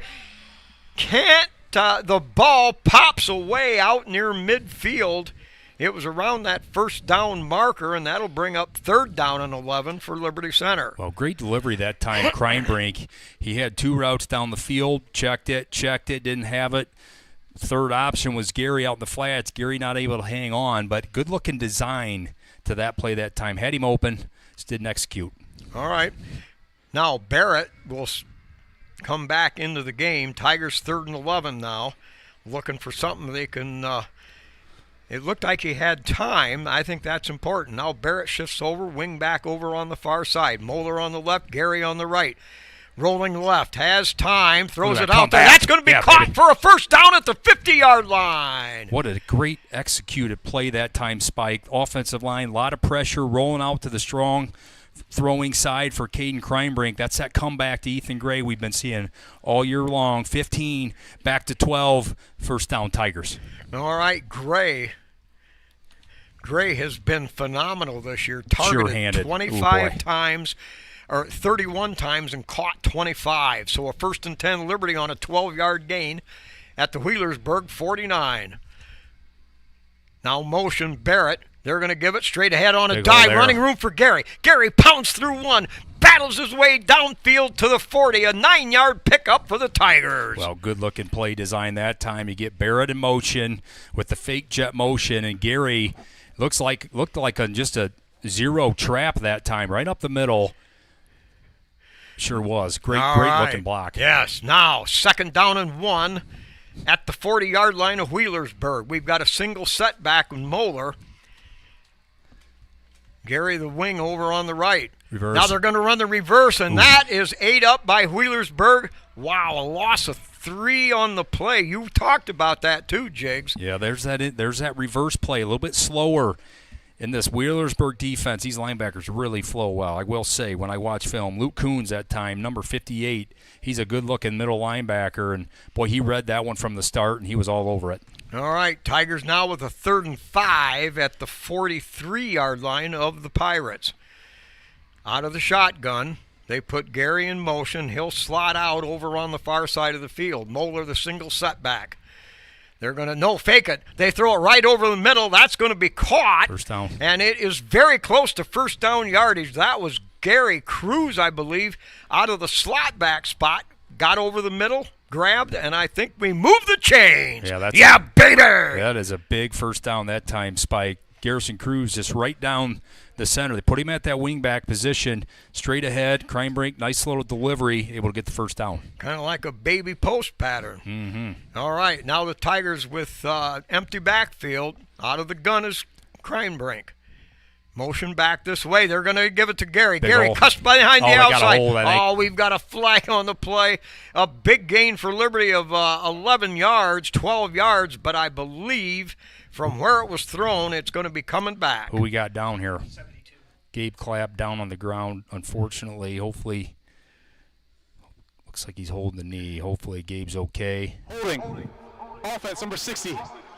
10 yards from the previous spot. First down. Yeah, that's a tough one. First down, big play on Gary. They're going to get the hold. It's going to be a 1st and 20. Yeah. All right, that's going to push the ball all the way back to the 49, to Wheelersburg's 49-yard line. Boy, and we've got a timeout. We can ill afford to lose Gabe Clapp right here. Tigers will have to do some shifting and jiving around now. Okay, once again, let me remind you, we have 6,000 views on YouTube right now. Man, we really appreciate that. There will be no video after the fact like we've done the previous. This is the one game that we can't do tape delay. We can't do video delay, any of the old terminology we want to use. But there will be no video from us. We greatly appreciate it. We will have a breakdown podcast to recoup the year next week. Stay tuned for that. I will do an On the 50 this coming week with Coach Moeller to recap kind of what the season looks like. Okay, and Gabe Clapp is up and on his feet, moving a little gingerly, but at least he's on his, walking off under his own power. Yeah, that's good to see. Gabe's been kind of filling in for Bockelman there, that right tackle spot there, Spikes. We'll see what Liberty does in that spot to kind of replace Clapp here. Looks like Bockelman is coming in. Yeah, Baki was moving last night, so it's not like he's, running under a 50% power. That guy's got the goads here. All right, now the Tigers come out. Next man up. It's first and 20 from the 49. Kreinbrink by himself with the double wing package. Has time, scrambles, now throws, lofts it up there. Got a man wide open. That's going to be caught. Badenhop at the 25. Yeah. Twist one tackle, spins through another, and battles his way down to the 15-yard line. 10 yards after the catch, and now the Tigers back in business, knocking on the door at the 15 of Wheelersburg. Boy, I didn't see the route combination, but Isaiah got behind the corner and the safety that time. Kreinbrink able to find him.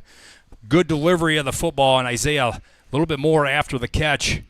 That's a big play for Liberty Center. First and 20 to be able to get that inside the 15. Caden Sonnenberg spread out wide to the far side along with the whole crew. Gary in the backfield on the right, Moeller on the left. Under center, Kreinbrink. Now they give it to Gary. Gary kicks it outside, takes on a tackler. A good job to get Gary down, taking him out at the ankles, but Gary picks up a solid 4 yards off that left end. Caden Kreinbrink starting hot here, Spike. He's been making good delivery of the football, taking care of it so far. Yeah. Yep, he just needed to get unwound. That's right.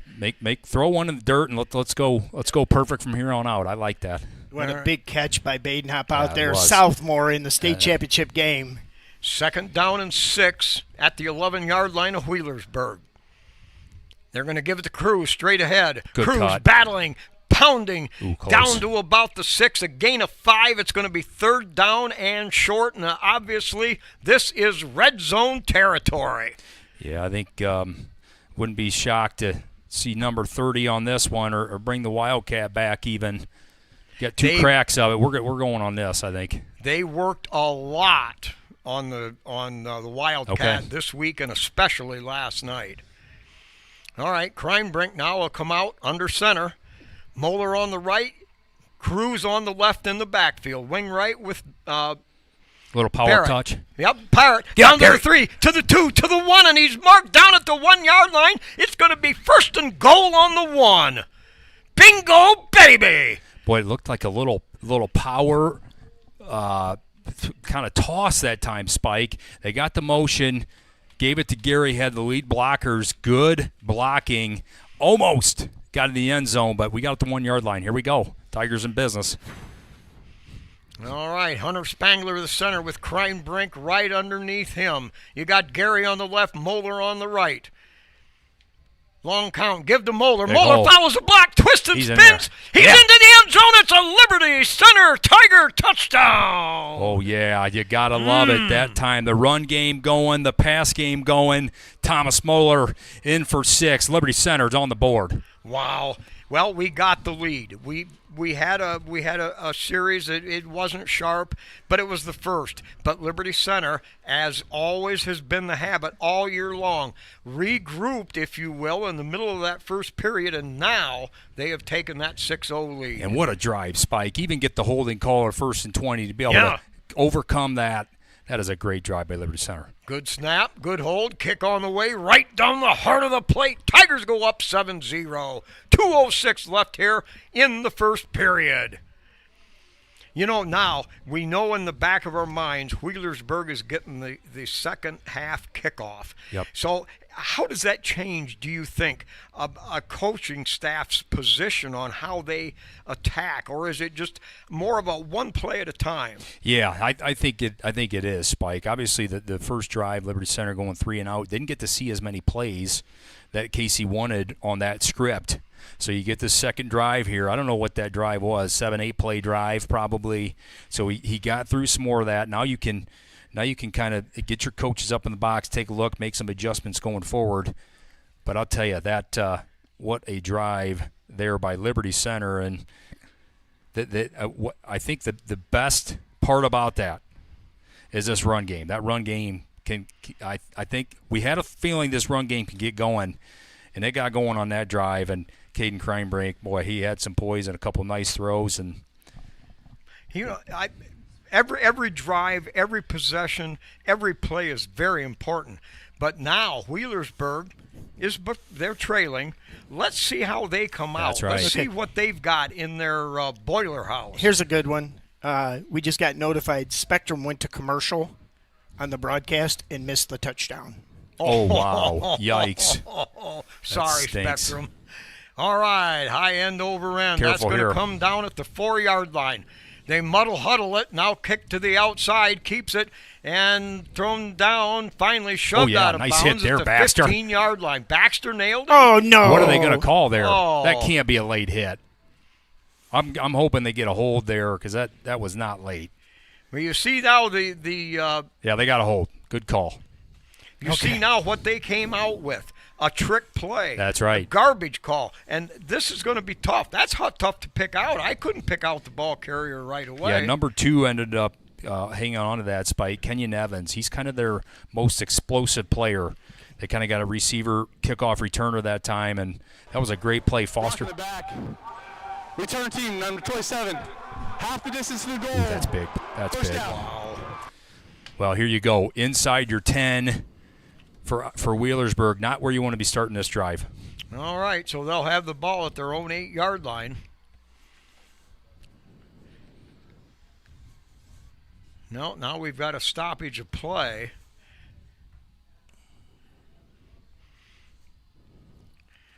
A couple of referees conferring. Now you in got the a backfield. sideline administrator out there. Oh, the ball wasn't marked correctly. Oh, wow, at the- that shows. Whoa, 5. baby doll. Wow. Woo. How do you like her, Yeah. CT? Yeah, that's a big play right there. Yes, That it moves is. them back even more and makes this drive even harder than it is. All right, from their own 5-yard line, they'll put a man in motion to the wide side. Give to the second back. Nothing doing there. And nothing there. No gain on the play. Oh, baby, no. State championship football in Liberty Center right in the middle of it. Well, Gary Cruz that time from his linebacker spot, stuffing that run game for no gain, and that's been the thing, Spike. If you can control Wheelersburg's run game, something they want to do 70% of the time, they're going to be forced to pass this football, and that's not where they want to be. All right, they set out 2 to the far side, the wide side of the field. Give on a little delay. No, quarterback keeps it. He'll big roll hit. out, completed, and ran down there. It'll be a gain of about 10 Quarterback yards. Busted up. Well, if you're got going it? to, if Lonzak you're going to busted. throw it, Lonzak. if you're going to throw it, Lonzak was breathing down his neck that time and got a good hit on the quarterback.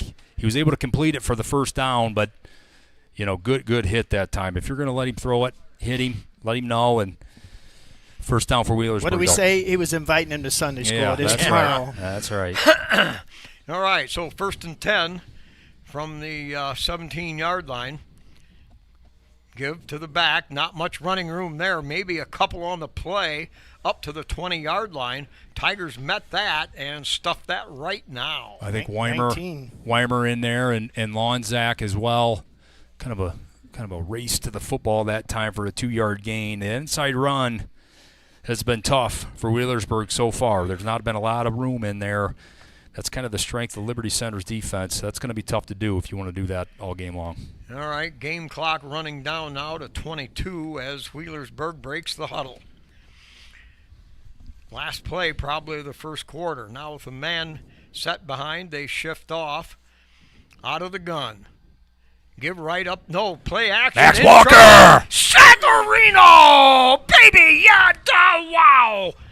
Put the pressure on, hammer down, blow him away, sack. What a sack there, Max Walker, come off that edge, and he just was all over the quarterback. Braylon Rucker, man, I tell you, he's tough to corral in space. Walker all over him for a big sack. All right. Well, at the end of one period of play in the state championship here in Canton, Ohio, Division 5, Liberty Center leads at 7-0. All right, let's hear from our sponsors. This 2025-26 Tiger Sports Live broadcast is brought to you by KK Collision, Meyer Badenhop Insurance, Affinity IT Group, Pisanello's Pizza, Ohio Asphalt Paving, Swanton Welding, Davis Farm Services, Holgate Metal Fab, Gerald Grain, Hill Asphalt, Mason Hill Construction, Engler Auctions, Dental Health Associates of White House in Sylvania, and Fessenden Hardware of Swanton. Quarter from Tom Benson Hall of Fame Stadium. Liberty Center takes a 7-0 lead here, and Wheelersburg with a long third down play to come. Now, Wheelersburg has yet to show us anything, to my memory here from the first quarter, anything really deep. I don't believe that we had any. No, did we? no, okay. They haven't. Okay, let's see. With a long yardage situation, they've been successful. A couple first downs on picking up a dozen yards, so maybe they'll stick with a short one. But Liberty Center's defensive backs have done such a terrific job in coverage this year. Yeah, they have. They have, and I think you're starting to see Wheelersburg and what they're trying to do with some of this passing game is rolling Braylon Rucker out. That's where he can use his legs, and he throws it well on the run. I would expect Wheelersburg to continue to do that. Don't keep him in the pocket, because right now this Liberty Center defensive line and linebackers are getting to him relatively quick. So I would expect more out of the pocket things with Wheelersburg. Let your creative quarterback, athletic quarterback have that run pass option. Yeah, right. The option football, to me, I mean, when Oklahoma did it way back 60 years ago, that was the thing. Oklahoma and Nebraska, they loved that. Ohio State ran variances of it. A lot of teams did. If you're going to go back to That's the going way back, wishbone baby. spot, come on, the wishbone. The wishbone. That was before Colin was born. Maybe his mom wasn't His mom born might back not then. even have been born back then. I don't believe. All right, so we'll see now what kind of it's for Wheelersburg now. You've just got to. There's no place for trickery here. I think they just need some solid football. Yep. They've got to look at getting that ball upfield a little here. They're going to send out trip receivers to the wide side of the field. They like a swing on this formation right here a lot, Spike, where that running back on a swing, try to get him on a line or on a safety one-on-one. We'll see if they dial that up here. All right, Liberty Center in single coverage with those three wideouts to the far side. Moeller, the safety, pretty much over the football, offset a little bit to the right. Now out of the gun, straight drop, three-step drop, has time, now has to roll, gets out of there, scrambles, gets up to the 15, throws it behind the intended receiver, up across the 30. Yep, Moeller defended, and Max Walker there putting on the pressure, forced the ball to come out off balance. That brings up 4th down and 12 from the 15-yard line. Wheelersburg forced to punt. Well, that was a good initial pressure. Rucker had to come out of the pocket that time. Had a throw, had a guy open on the run. Xavier Miller kind of threw it behind him because they got him off the spot. Yeah. Quarterback a little rattled at this point. All right, Thomas Moeller, the single return man, standing back around the 45-yard line. High spiraling kick. Moeller takes it up to 39, gets past one man, jukes and drives the other way, puts on a spin move, now grabbed by several tacklers, returned up to the 49-yard line. Yep, a 7-yard return up to the 46. So Liberty Center will take over there, and I'm telling you what, that's a good place on the field to be. Well, absolutely, Spike. Thomas, great catch again on the punt that time, get some positive yards back, and boy, if you can start in your own 46, sign me up for that.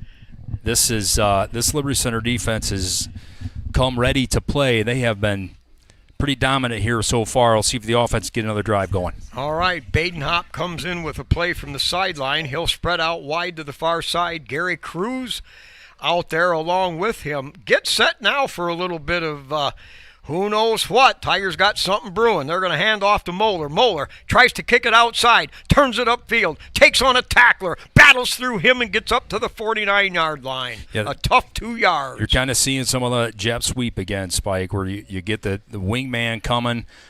You get I think at least one guard pulling, maybe two, kind of leading that thing up on the outside, and that was kind of part of the game plan. Outside runs, and you're seeing quite a few from Liberty Center. All right, Gary Cruz now is going to be a wing on the far side with Barrett over here. Moeller, the single setback, motion this way. They're going to go, no, rolling out is Crimebrink. Has time, lofts it up there, and a very good job. Barrett was double teamed down there at the 35. So Crimebrink simply threw it out over the head, incomplete, but saved possession of the ball. Yeah, you're right, Spike. Good move that time by Caden. Nobody really open. You kind of had Baxter and Gary almost in the same, running the same route that time. Baxter kind of came back off of that, but he had a guy coming across. So great decision that time at Crimebrink. Don't put it in traffic. All right. 11 minutes left here in the second quarter. Liberty up 7-0. We got Crimebrink under center with the standard wing tee set. Here's a give on a dive to Moeller. Moeller spins off one, pounds forward. I believe he may have enough for a 1st and 10. 7-yard gain. Well, wow, the Tigers using the measuring sticks now, baby. Are they going to give it to him or not, Spike? Yeah, yep, that'll be it. Are they going to measure? That should be it. Oh, now. They're going to measure. You know, that's right. Well, how did they spot the ball way back when? You know, the referees now move the ball to the nearest yard line. That should indicate it's a 1st down. But if they're an inch or two off on the spot of the chains, this could be an inch short. Well, and you like this. You know, if you're not sure, measure it. Yeah, that's what the chain gang is for. They bring an NFL chain gang in, guys. We were in the elevator. Really? Nice. Yeah. All right, they've got it spotted. They haven't stretched it yet. Here it is, the stretch. It is 1st down, baby. There we go. 1st down, Tigers. I'll tell you what, that has been Thomas Moeller's run all season long, Spike. The dive play, he hits that thing so quick, and he's got great vision, and he can run through some contact. Boy, that was a great run. Yes, it was. Great run by Thomas Moeller that time. The offensive line got that first hole open, and Moeller made the most of it. All right, now the ball's at the Wheelersburg 44. Wide out to either side with a single setback. Cruz now goes in motion to the wing set on the far side. Back. Now they throw it right over the middle. That's caught right away by Lonzak. Get up, baby! Breaks one tackle at the He's 30. going. Pending now. It's a foot race now. The 10, the 5, 4, 3, 2, 1. It's a Liberty Center Tiger touchdown, baby. Pow, wham, bam. Well, I'll tell you what, Spike. There goes that man, Jackson Lonzak. Just a little pop pass that time, and he did the rest. Broke 2 tackles. And then he gets in open spaces, and look out. That guy is explosive, powerful. And he can get going. Are you good down there, CT? Colin Tamarines over here. He's like, and that's what I said, buddy. Just absorb it all. You don't even have to say a word. You called it that pop pass, that little baby post route by Unbelievable. Lonzak. What a Delays player. A step, breaks out into the open and into the end zone. Now, Kruger the snapper. Holder. Crimebrink. Kick is up by Walker. Good. So at the 10:27 mark of the second period, Liberty Center now up by 2 scores, 14-0. Yeah, Baby. I'll tell you what, Spike, watching again on the replay, Jackson Lonzak just puts corners and safeties in such bad positions. He's so strong, lower body, you can't wrap him, and then when he gets an open field, he just runs away from. That is a simple 5-yard pass that he turned that thing up and just took it to the house. He was hit as soon as he caught the ball, and you told it like it was. He had so much strength. He shedded that, and then the guy made an effort to grab his ankles, and he simply high-stepped it through those and busted off another tackle and into the end zone. He's just such a powerful athlete. You know, if you just give him the ball in space at any time, if a guy whiffs and he can get 2 steps, it is game over. And that is just – that's what we've been seeing. That's what we saw against Genoa when he just took over and we're like, what am I even watching right now? I want 18. Can we get him some more touches here, Spike, the rest of the day? I want to tell you this. You walk into that weight room after a practice and the guys are on a Saturday morning and they're working out, you would swear they were selling Winchester rifles in there because there are guns everywhere. Boy! They have a weight program at Liberty Center. There is no doubt about it, Spike. All right, here's Walker approaches. High end over end. That's going to come up and hit at the caught at the 7, returned straight up the middle, and a good recovery tackle up across the 25. Caden Sonnenberg, and good sportsmanship. He was helped up a little by the Wheelersburg Ball Club, but Caden made a heroic tackle there. Is he? Yeah, you're right, Spike. Sonnenberg with a great tackle. Looks like he kind of got that arm extended because he had a little bit of seam there. Yes. He about broke that thing, and great that tackle, was Caden dangerous. Sonnenberg that time. Good individual effort. All right, now the Pirates send out a wide out to either side with 2 setbacks in the backfield. Tight formation. They give it to the second back through. No, play action. He's going to dump it out there. Caught at the 30. Spins off a 1 and brought down at the 35-yard line. It'll be a gain of 8 for Wheelersburg. Again, it took me a split second to catch up with the ball. These guys are shifties, I'm telling you. Yeah, Braylon Rucker's he's a great faker of the football. That time faked the run, kind of put it on his hip, and he had Stephen Hall out of the backfield with a 9-yard gain. Nice little play design for pitch and catch that time. That'll make it 2nd down and 1 up at their own 36-yard line. Wheelersburg with the same offensive set. Give to the second back. He's got running room there. Hit by Moeller. No, rubs off of him. Now it's a foot race. Sonnenberg from behind finally grabs him and throws him down, but not after a gain of 10, 23, 24 yards into Liberty Center territory at the 36-yard line. Yeah, Stephen Hall that time, Spike. He's kind of their secondary back, but boy, he's built low to the ground, 5'8", 180. He kind of ran through a tackle that time, broke a tackle. Sonnenberg able to get him down and kind of sling him down. Wheelersburg's driving here. Yeah, that was a great move he put on our safety. All right, a wide out to either side. They're going with that same formation.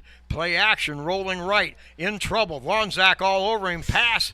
Lonzak was making him feel the heat, and Rucker had to get rid of it. Ball could not be caught down there at the 30, so that'll bring up 2nd and 10. Great pressure again by Lonzak, but you're right, Braylon Rucker coming out of the pocket again. Made a nice throw that time to Stephen Hall. Hall not able to hang on, but that's kind of what we're seeing with Rucker. I think they're going to continue to look to get him out, get him out of the pocket, because he throws it so well on the run. All right. 9 minutes left here in the second period. Tigers up 14-0, but Wheelersburg threatening. 2nd and 10 at the Liberty 36. He's going to give it right up the middle, breaks 1, and finally a shoestring tackle as he powers his way forward. That's going to be a gain. Wow, they've got it marked as a 1st down. Well, the run game getting going a little bit here for Wheelersburg. That's 2 good runs now on this drive up the middle, and they're going to be first and 10 inside the 30 here. But kind of surprised to see that inside run game going. Hey, a good team can do good That's things, right. And this is why we're in the state championship game. Now we've got a timeout, I believe, down on the field. Not sure what that's for yet. And they are in field goal range. Spike, their kicker can go from a long ways here. So if Wheelersburg can take care of this ball, they should at least get points on this drive. The play is under further review. Yeah, they're reviewing that. I didn't even know they reviewed in this game. Yeah. Oh, okay. Yep. For first downs and touchdowns. Okay. So they're gonna Think review he's gonna be it. short there, third and short. Yeah, it looked like he was short. Yeah, maybe a half yard. You know, and when you get teams like this with Wheelersburg and with Liberty Center, is there really much difference between 3rd and 1 versus 1st and 10? Yeah, I mean, 3rd and 1, you really can open the playbook because you're in 4-down territory. That's right. You know, with Wheelersburg being down 14-0 here with 8 minutes left, they're probably not going to kick a field goal. No, you're going. So they're going to be in 4-down territory because they feel like they need a score, and then they, like you said, Spike, they get the ball at halftime. Yeah. So if they can come away 14-7, so I'm not sure they're going to spend some time on this, but these two teams, it's kind of a moot point. That's right. Well, he kicked 3 field goals in their last game, if I'm not mistaken. He did. I think you're right. And if not 4. A guy like that, they're going to move the spot, and they say it is not a 1st down. I wonder who calls it. Do they have a replay booth upstairs or something? Okay. Yeah, they do. Cole Boom Boom scoped all the booths Interesting. out up here. Okay. They got the replay. So After further review, it has been determined that the runner's knee was down at the 28-yard line. Oh, wow. It will be third down. Please reset the game clock to 9:05. The clock will start on the ready. it's going to be 3rd and 2. Yeah, Jeez. the cheese is a little more binding Wow. now for Wheelersburg. That's a 2 big yards call there. is not a gimme. That is a big call. So, they're not going to want to throw the ball necessarily. What are they going to come up with a running play? I think RPO time. Yeah, I think so, Spike. Give your quarterback the option to either give it or keep it here. All right, Wheelersburg comes out with a very tight formation. Under center, Rucker now drops back to throw. Passing. Has a lot of time. Now pressure Lonzak. coming on. He's got nowhere to go. Lofts it up there. It's going to be incomplete. 4th and 2 coming up. Great pressure from Jackson Lonzak. I'm telling you. Lonzak. Lonzak and Lucas Navarre also in there on the pass rush. That's not the guy you want running down. Lonzak seems to be that contained player right now, Spike. So quarterback, he breaks contain right or left. Lonzak's the guy chasing you down, and that guy can chase you down. Let's just put it that way. Wheelersburg going here, 4th and 2. All right. They're ball at the 28-yard line, so it would big be a play here. 45-yard field goal. They're going to forego that. I'm surprised. I figured they'd take points here. Well, they may. They're going to look at it here. Yep.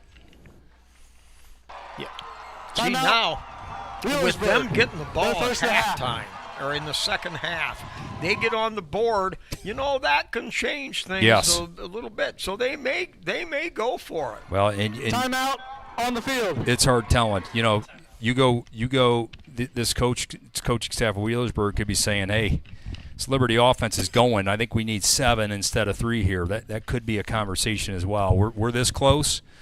4th and 2. We got to go. We got to go and try to put 7 up. This is why some coaches get raises and the other ones get sent to the street. Right. And it's a lot easier coaching from way up here in this That's booth. right. It is. That's I don't know, right. CT, what do you think here, buddy? What are you going to call? You've been over there watching, pacing, I think with how aggressive high school football is in general, I think they do go for it.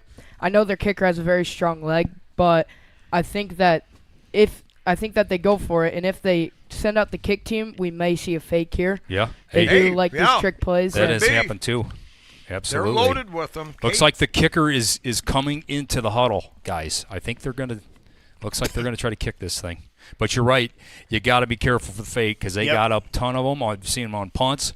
I've seen them on the kickoffs. They got trickery all over the place. And I think their holder is the quarterback. Okay. Okay. I think. I'm kind of surprised about that 3rd down call. I mean, if you don't think you're going to go for it on 4th down, I figured that'd be a run on 3rd down and then come back to that play action to give your quarterback an option on 4th down. Yeah. But he's really when he's been out of the pocket, when the quarterback's been out of the pocket, Rucker, he hasn't really been able to run it because Lonzak's just chasing him down. Typically, if nobody's putting pressure on him, he'll just tuck it and run. Our pass rush tonight has been phenomenal. The rush has been great, and the containment. He hasn't had a lane to really turn a scramble into a 15-yard gain. And if he closes his eyes right now, he's going to see a 1-8. Yeah, well, Lonzak, I tell you. That's really been, and that was one of the keys that we talked about this week, is the containment of him and Jackson Lonzak. Being that contained person. So we're in a TV timeout here, so a little bit of extended stoppage. Now, do they charge Wheelersburg with the timeout? Yes, they don't do the TV timeout until after a team calls. Okay, so that Wheelersburg did take a timeout. They will be charged for that. 8:47 left here in the second, and they are sending the kicker out. Okay. Okay, so they've got 2 remaining. 45-yarder. I mean, this is no slouch of a kick, but Heimbach's been money all year long. All right, the ball spotted at the 35. That makes it a 45-yarder. All right, here's the snap. Good hold. Kick on the way. It looks long enough, and it is good. Yeah, he's been money. Wheelersburg is on the board, which makes now possession of the ball for Liberty Center now is paramount. They have a 14-3 lead with 8.5 to go in the second period, but Liberty Center needs to chew up some clock, come away with points on the board. Yeah, that has been a weapon for Wheelersburg all season long. Heimbach, I think he's signed on to go to Ohio University to kick for them. He's got a serious leg, and they rely on him a lot. You get past the 40-yard line, and he is in play for this offense. And I think that time they came out, we're going to go for it, and they got back, and they're like, we got to get points here, and we got a guy that can get points. Chris Boswell in the Pittsburgh Steelers. Boswell's he is as good as it gets. I'm not sure this guy is as good as the Von Strauss boys, was he? No. The Von Strauss brothers. All right, so now, they're all important, but boy, this is key. We'll see what they do here, Spike. Pooch on their first opening kickoff, where we got it to the 45. See if they kick it deep here. All right, they attack the ball, high end over end. That's going to come down at the Baden-Hop, 3-yard line by chance here. Baden-Hop. Return straight up the middle. Looks for a seam. Hit by one. Carries a couple of tacklers forward, and Liberty Center with the ball up at the 28-yard line. Good return, 26 yards for Baden-Hop. Brady Baden-Hop with a block in the middle there. Wow. Yeah, he just kind of laid on his guy there and made sure he wasn't getting back up. Liberty special teams under Coach Hefflinger have been superlative this year.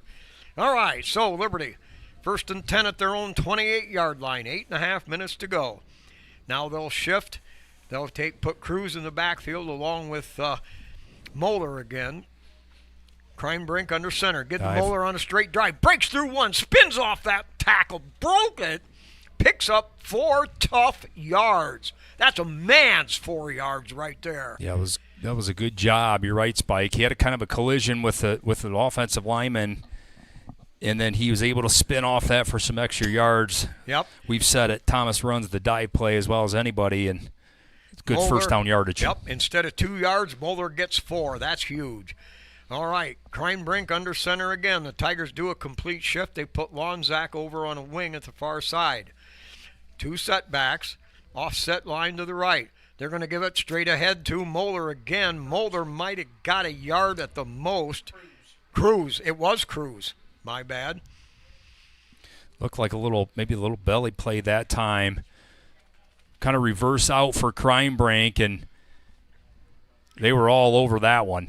Okay. That's some of that slower. That's a little bit slower developing play that time, yeah. And Wheelersburg's penetration. All right, 3rd down and 6 for the Tigers. Big down here. They've got Cruz on the left, Moeller on the right in the backfield. Barrett in motion. They're going to run a dive to Moeller. Moeller got it. Kept his balance, stayed on his feet, and he is close to a first down. It depends on the spot. This will be tight. Man, that dive play has been a 4-yard gain almost every time they've run it so far. They're going to call a 4th down here, 4th and 1. Or 4th and a half yard. Yeah, this is less. This is only How is that not a first down? It's by the short end of the pointed end of the football. I don't know that I've ever seen it that close. Now, penetration on the slow developing, like you've mentioned so many times, Jigs. Will the Tigers punch it right at him again? I think you could look at Kreinbrink just following Hunter Spangler here right ahead. That's what I'd go with. He's got a hole on the left side.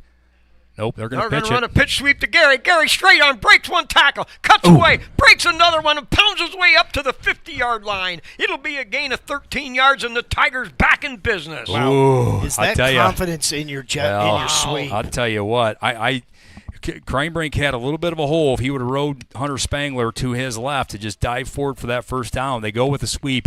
Great block that time. Who was that? Max Walker kind of sprung that thing. Gary almost broke it wide open. That was maximum execution right there, baby. It don't get no better than this with that offensive line. All right, now a double wing package. Moeller offset in the backfield. Now motion this way. They're going to give it to Gary on a jet sweep. Gary pounds forward into the heart of the defense. They're going to give him about a yard on the play, and that's it. Wheelersburg is tough. Yeah, they are. 54 Emnett, 58 Luke Coons. Those are two standouts on this defense, and they were able to corral Gary that time for very limited gain. And they can play run defense now, Spike. This is a solid front seven. 5:40 left here in the second quarter. Liberty Center with a ball right at midfield, 2nd and 9. Cruz under center. They're going to hit a dive to Moeller again. Moeller breaks off one tackle. Oh, that's a great run, Thomas. Jams his way, pounds his way down to the... Wow. Barrett? Oh, Barrett was leading the way on the block. Yes, Moeller. Gain of 11 yards. A Tiger first down to the 40. Unbelievable. Dive play for 9 yards in the first down. You kidding me? Boy, Thomas is running that thing beautifully, and they are getting good blocking. The Tigers initial blocking have started their answer to that field goal by Wheelersburg. Yeah. They're moving the ball. Well, look at this clock. Got it in Wheelersburg territory. This clock is ticking. Yep, 5 minutes. Now a double wing set. Moeller in the backfield. Cruz right under center. Give on the dive. Pounding ahead. That's maybe a yard on the play, and that's going to be it. This Wheelersburg defense is ouchy. Yeah, that time looked like, you're right, Spike. I think that was a dive kind of in the one hole that time. Normally them dives are kind of in that 3 and the 4 holes. Yeah. But that time a little bit further inside and nothing doing. Well, I'll tell you what, when you've got a line of gargantuans on offense and you've got a line of behemoths on the defense, something's got to give one way or another, back and forth. That time the defense won the play. All right, wing package with Barrett to the far side. They're going to run a pitch sweep. Good Barrett hole. cuts it up in a great hole, spins off one tackle, and bangs his way down to the 30-yard line. It's going to be another Liberty Center first. No, I'm sorry. They mark it at the 31. Going fast here. Old crew now spreads out wide to this far side. Wing set over on the left. It's going to be the fullback. You got it. No, that's fullback. Mr. Crime Brink is known as fullback. Yeah, I love pound that. and drown. I'll tell you what, you get behind Hunter Spangler on those quarterback keeps. Boy, that is so key in that short yardage spike. You don't even got to hand it off. Third and 1 that time. Crime Brink able to pick that up. Keep this clock ticking. Boy, this is a big-time drive for Liberty Center. I'd say, how big was that 9-yard gain in the first down? How big was that? Chunk yardage for Liberty Center. Now a double wing package. They're going to put Barrett in motion. They're going to give it to Barrett. Tries to cut it. Get up, Baxter! Gets to the outside. Slips through one. Pounds his way down to the 18-yard line. A gain of 11. Boy, did that Tiger offensive line execute there with the pulling guard. I tell you what, that time, I don't know who that was. Was that Fitzenreiter or was that Walker on the lead block? Fitzenreiter. It was Fitzenreiter. Great block that time, and Baxter able to kind of cut inside that thing for another first down. Liberty Center offensive line starting to wear them down Barrett here, Spike. with that immaculate cutback. All right, double wing package. Tigers like to run the jet sweep out of this. No, they run a dive to Moeller. Moeller into the secondary. Moeller pounds forward for 7 yards. The Tigers continue to move the football. Well, we are back to the ground game. I don't think we've seen a pass on this drive so far, trying to impose our well on the offensive line, and it's happening. I'll tell you what, this is a heck of a good-looking drive for Liberty Center. How much time off the clock? Yeah, we got it with with 8 minutes. 8 minutes. Yeah, the Liberty Center had well, to they're doing this. Look at they're running it down here. They want to run this thing down, see if we can't punch it with a minute left or even less. All right, Longsack, the tight end, over on the far side. Double setback. Now Barrett in motion to the short side of the field. Crimebrink under center. Everybody set. Crimebrink gives it straight up to Gary. Gary battles through one tackler. He'll gain 1 tough yard. That tackler was sure. That is a good football team. They can play the game. That was a great tackle on Gary. Yeah. Gary doesn't get brought down very often with one guy. Yeah, it looked like Landon McGraw, number 6, was unblocked that time. Spike kind of come through, was able to corral Gary before he could get going. I don't know if that was a missed assignment that time or he just come unblocked. But Liberty Center now 3rd and short again.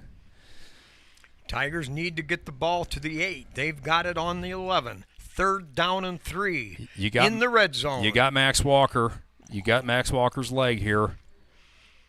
keep that And in the mind. Tigers decide to call a timeout. Okay. Liberty Center. And you got them, Their first right? of the half. Yeah. You had 3 timeouts, so good move that time. Make sure they're under control and knowing what they're doing. Coach Muller getting after him down there. I don't know if he didn't like something. Yeah. Hey, stay with us.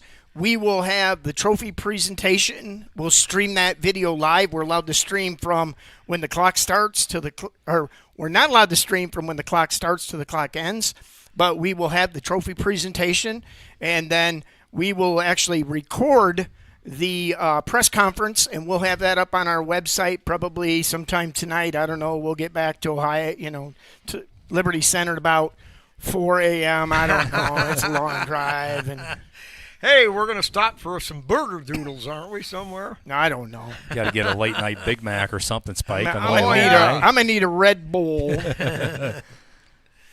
Well, this is a great looking drive here for Liberty Center, and boy, if they can cap this thing off, go up 21-3 at the half, that would be massive. 8,600 people with Wow, us right now. 8,600. Man, do we one appreciate of that. our finest nights. When Well, we can and only Boom do Boom with audio. his a la Madden 88 I love that. graphics on there. That All was right, here we go. We got 2 tight ends. Barrett in motion. They're going to pitch sweep to Barrett. Barrett sifts his way through, pounds forward. got it. He's going to be close he to the got it. first down. Depends on the spot. Barrett picked up 3 yards. He pickled and dinkled his way through. Great footwork, and he might have found enough yardage to convert this first down. They're gonna give it short again, just a 4th and about a half a football. Baxter, good job of navigating that hole. Timeout on the field for an official's measurement. Okay. Oh, boy. Baxter kind of cut that thing back inside. He was able to get a couple extra yards. Yes, that was was a good run. astounding run. That was a great run that time. Sometimes 2 yards are better than the 72-yarders. All right, now we're going to go for the spot. I think he's got it, but this is going to be nose of the football time again. The officials, you can see it on the the jumbotron. and the baby. measurement. This Come is on, baby. close. This is close. Oh, that's that short. Inches, and that's all it is. Unbelievable. Wow, 1 inch.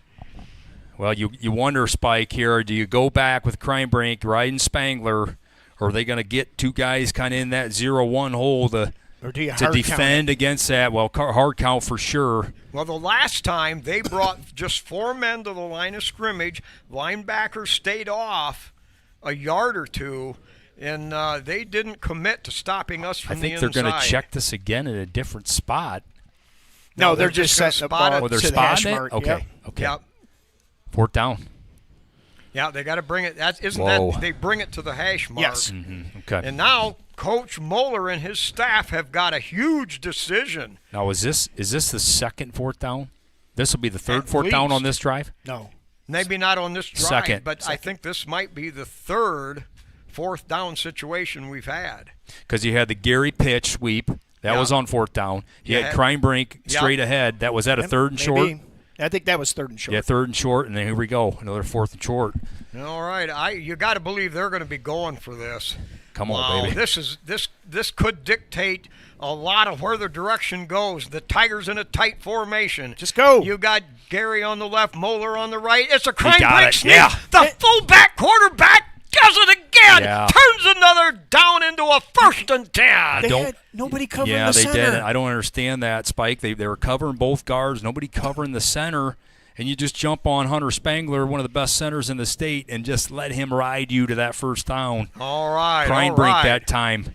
Big first down. Minute left, clock running. Liberty Dagger. Center with This 2 could timeouts. be a dagger here. Ball on the 7-yard line of Wheelersburg. Kreinbrink right up under center. Gary on the right. They're going to pitch sweep to Gary. hole. Cut it Gary up. following Cut it up. Roller. Cuts it to the they're outside. gonna get a Throws a hold. straight arm. He's into the end zone. We're going to get 2 but holds. stinking rotten, no good yellow flag. We'll get the call Whoa. here on the field, Mike.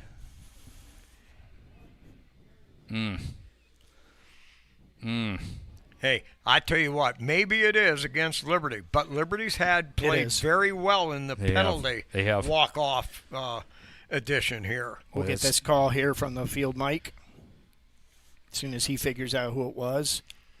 So is that the spot foul or? Holding. Offense, number 40. 10 yards from the spot of the foul. First down. All right, now that changes the price of tea in China. Now Liberty Center's back out at the 17-yard line with 43 seconds to go. Now they may have to look at this possession a whole lot different. Yeah, you're right, Spike. I wouldn't be surprised if you go to the air here on one of these downs. Yeah. Yeah, the clock is not conducive to Wheelersburg burning somebody if they would take possession. But the trouble is, Liberty Center really would love to come away with at least some points here. Well, you got number 18. I would key on that guy if you're going to pass a rock. You got Ethan Gray down here on the bottom of the screen, one-on-one as well. Gary, Watch a comeback here potentially. That's the Crime Brink strong side. Moeller, the single setback. You got the stoppage of play again. Jeez, what are we doing? This thing is slow. What are we I'm doing? not sure the referees. Just spot the ball and let's go. I'll give up an extra. What? Now they're taking us further back? No, I think Liberty's just huddling again. I don't understand. Why does this have to take this long?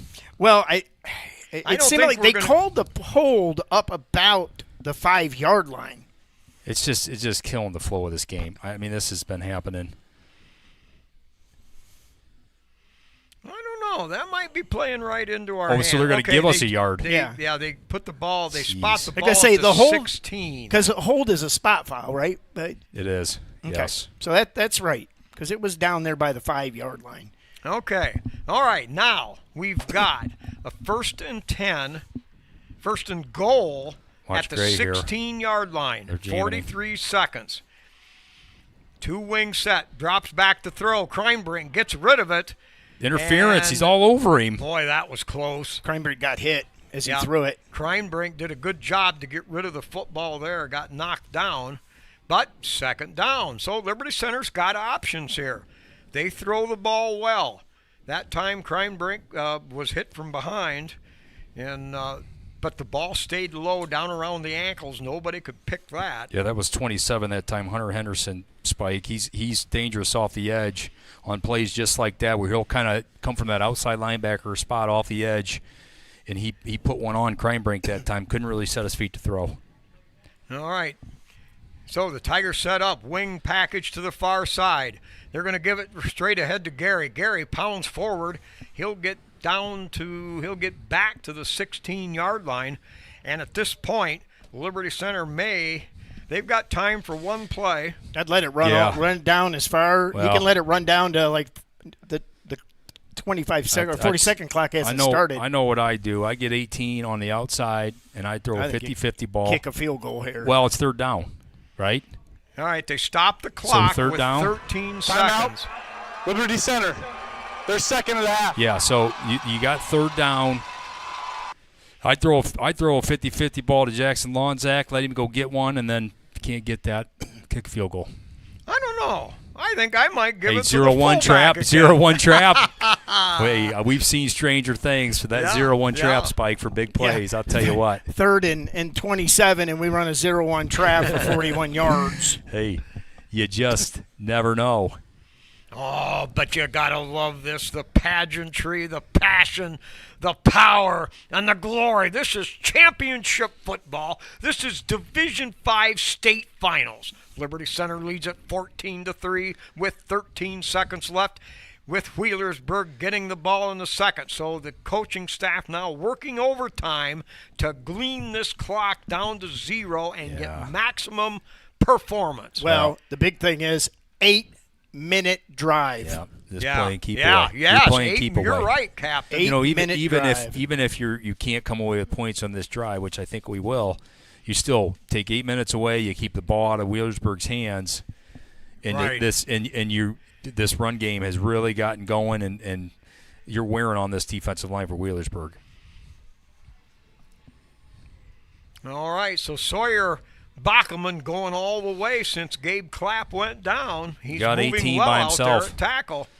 All right, we got a double wing set. You got 18 by yourself. With a line or a wing back on either Going side. to him. Quick drop. Got him. Throws it. Got him. Got the lob out there. He caught it! He caught it! Woo! He's got it! It's a Liberty Center Tiger touchdown! What a play! Wow. Boy, old Jigs called that one right to a T. Laid it out there. Lonzak got the foot down, drug it through into the white, and that, folks, means it's 7 points. Liberty Center up 20-3. Oh my goodness, Wow. Spike! What a catch! Wow. He full extends and gets 1 foot down. Yes. That's a college catch. Jackson Lonzak. Oh my That goodness! was a college catch, and that was a professional throw. Unbelievable. How about Kreinbrink putting it up there Yes, where only on his the guy, money. only his guy's got a chance.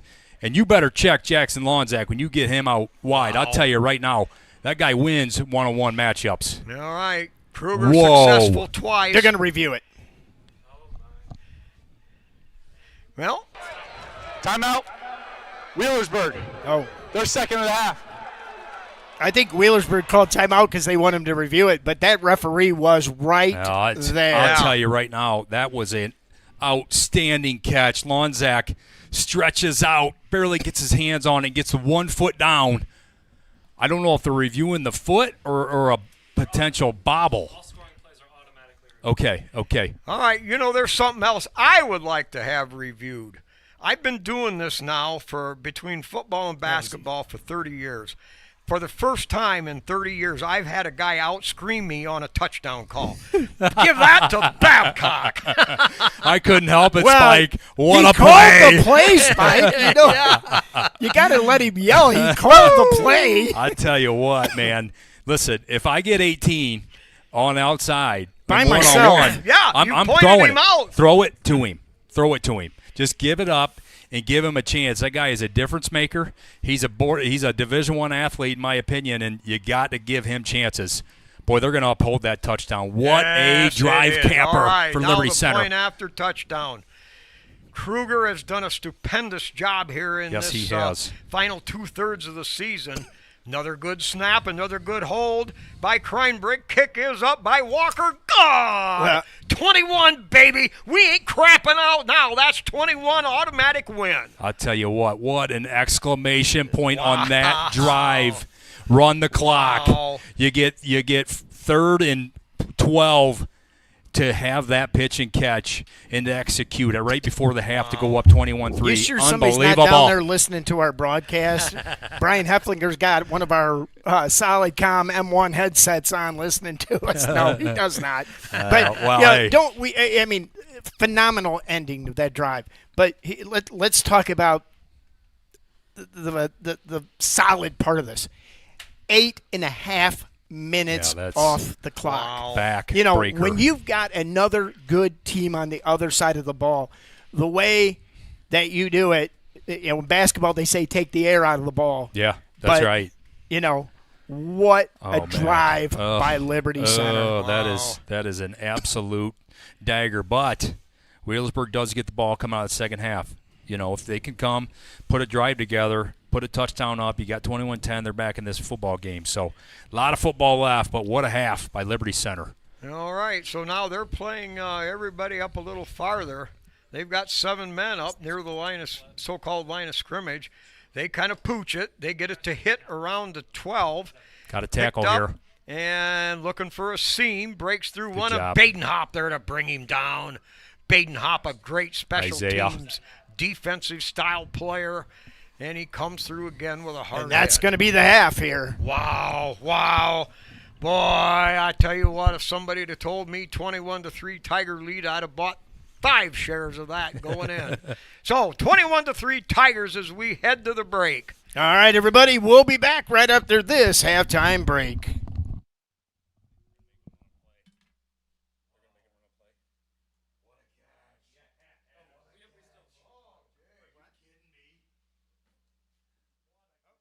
Game clock operator, please put 3 seconds on the clock. All right, well, we'll stay here.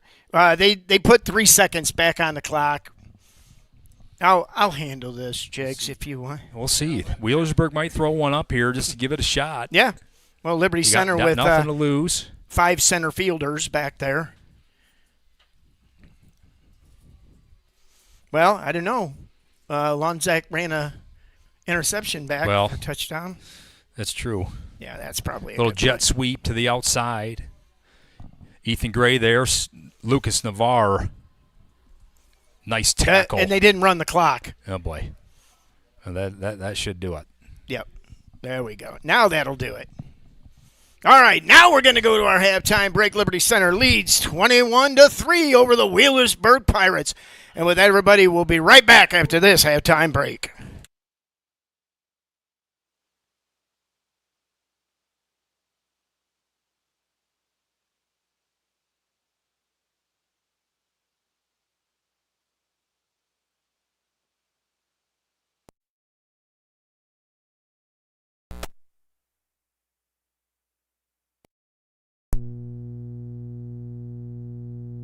All right, fans, it's time now for the hometown halftime kick contest. Please direct your attention to the field and give a warm welcome to our two kickers tonight. From Liberty Center, Austin Imhoff, and from Wheelersburg, Nick Sylvia. Here's how it works. Each contestant will get one try to kick a 25-yard field goal. If they make it, hometown will give them a $100 Amazon gift card. Going first is Austin Imhoff from Liberty Center. All right, Austin, show us how it's done.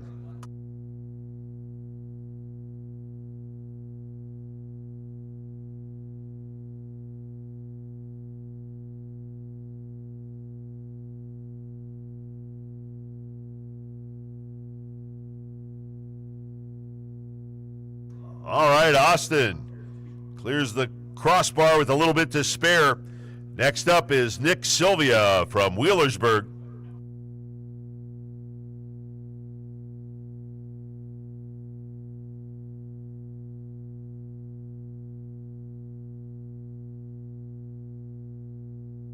And Nick's been practicing. Congratulations to Nick and Austin. That'll double our excitement. Great job by both contestants. Hometown is giving a $100 Amazon gift card to each of our kickers. Thank you to both participants, and our thanks to Hometown, the OHSAA's official digital ticketing partner, for their continued support of the OHSAA and Ohio's student athletes.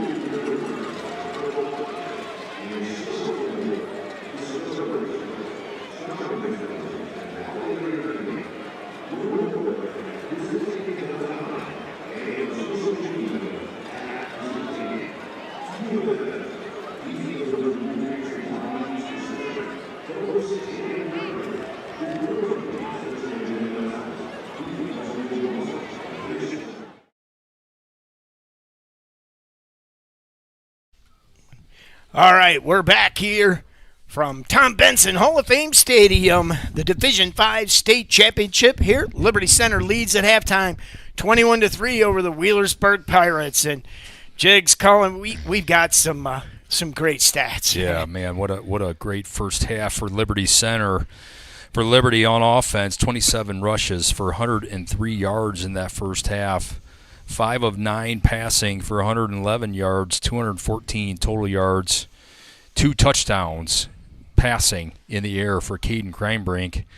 Liberty was 6 of 9 on third down conversions, 2 of 2 on fourth down. For Wheelersburg, 10 rushes, 52 yards, and then they were hold on here. Where's my passing? I didn't write it down. Sorry.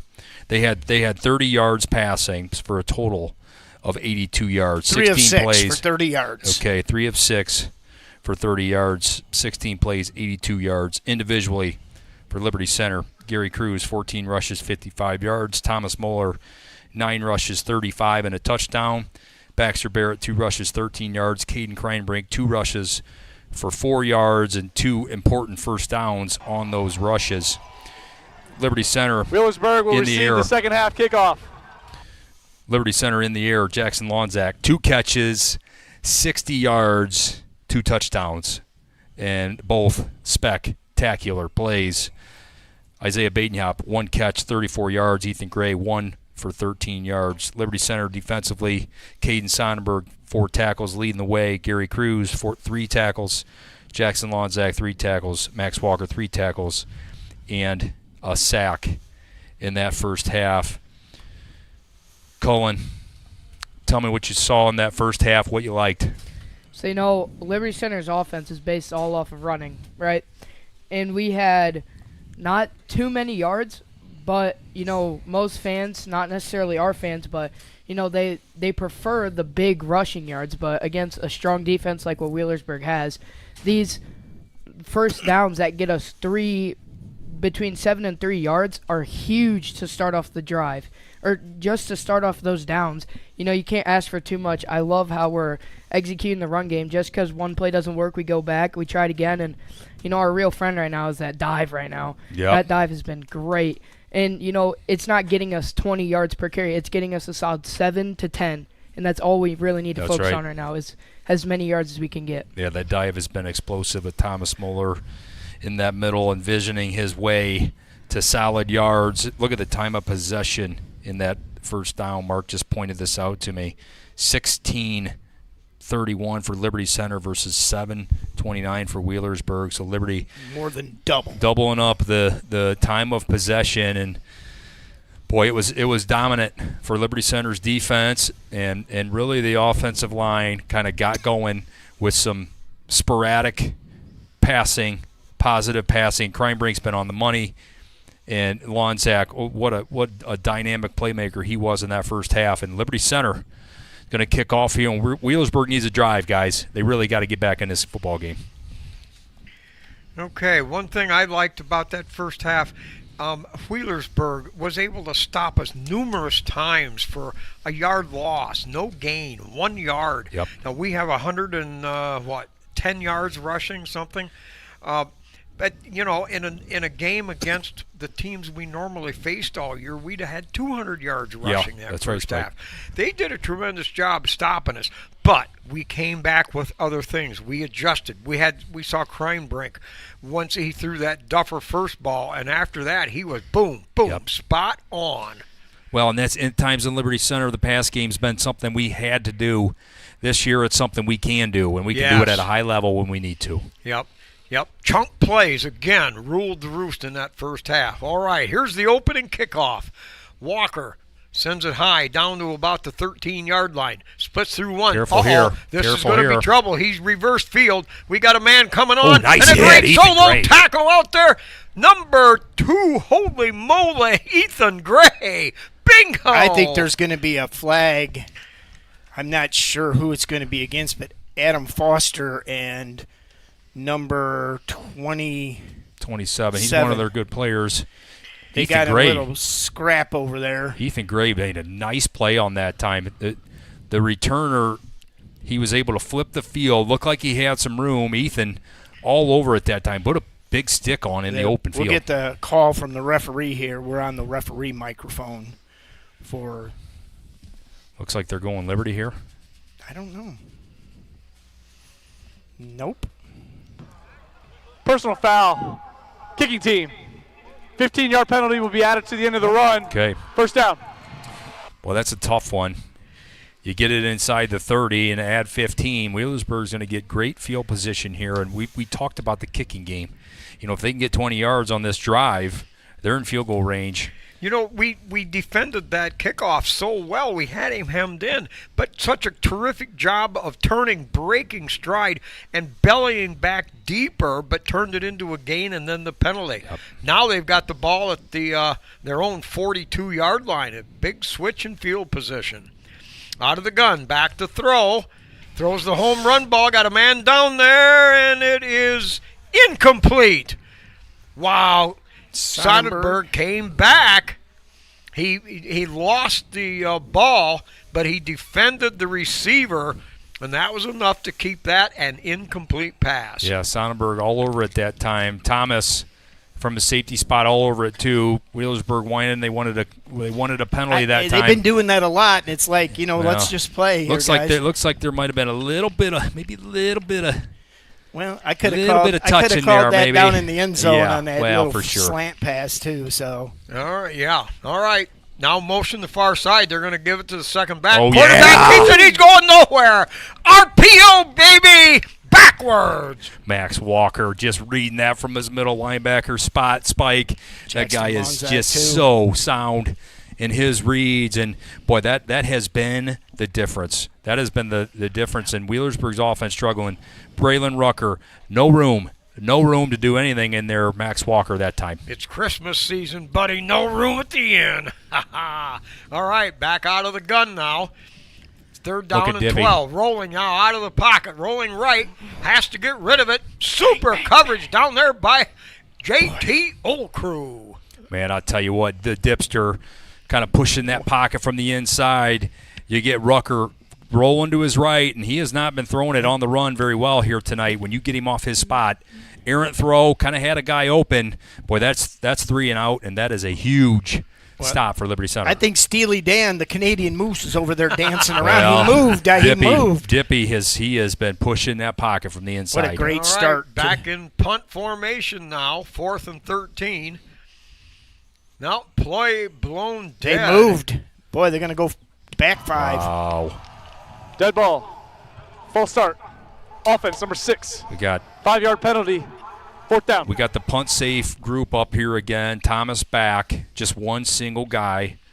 I don't think we got to worry about a fake here, being 4th and 17, whatever it is. But, boy, Liberty's got a chance to get some good field position in here, Spike. Coach Moeller doesn't want to take any chances. He's putting his senior back there to field the punts. We do not want to give away a free possession. Good punt.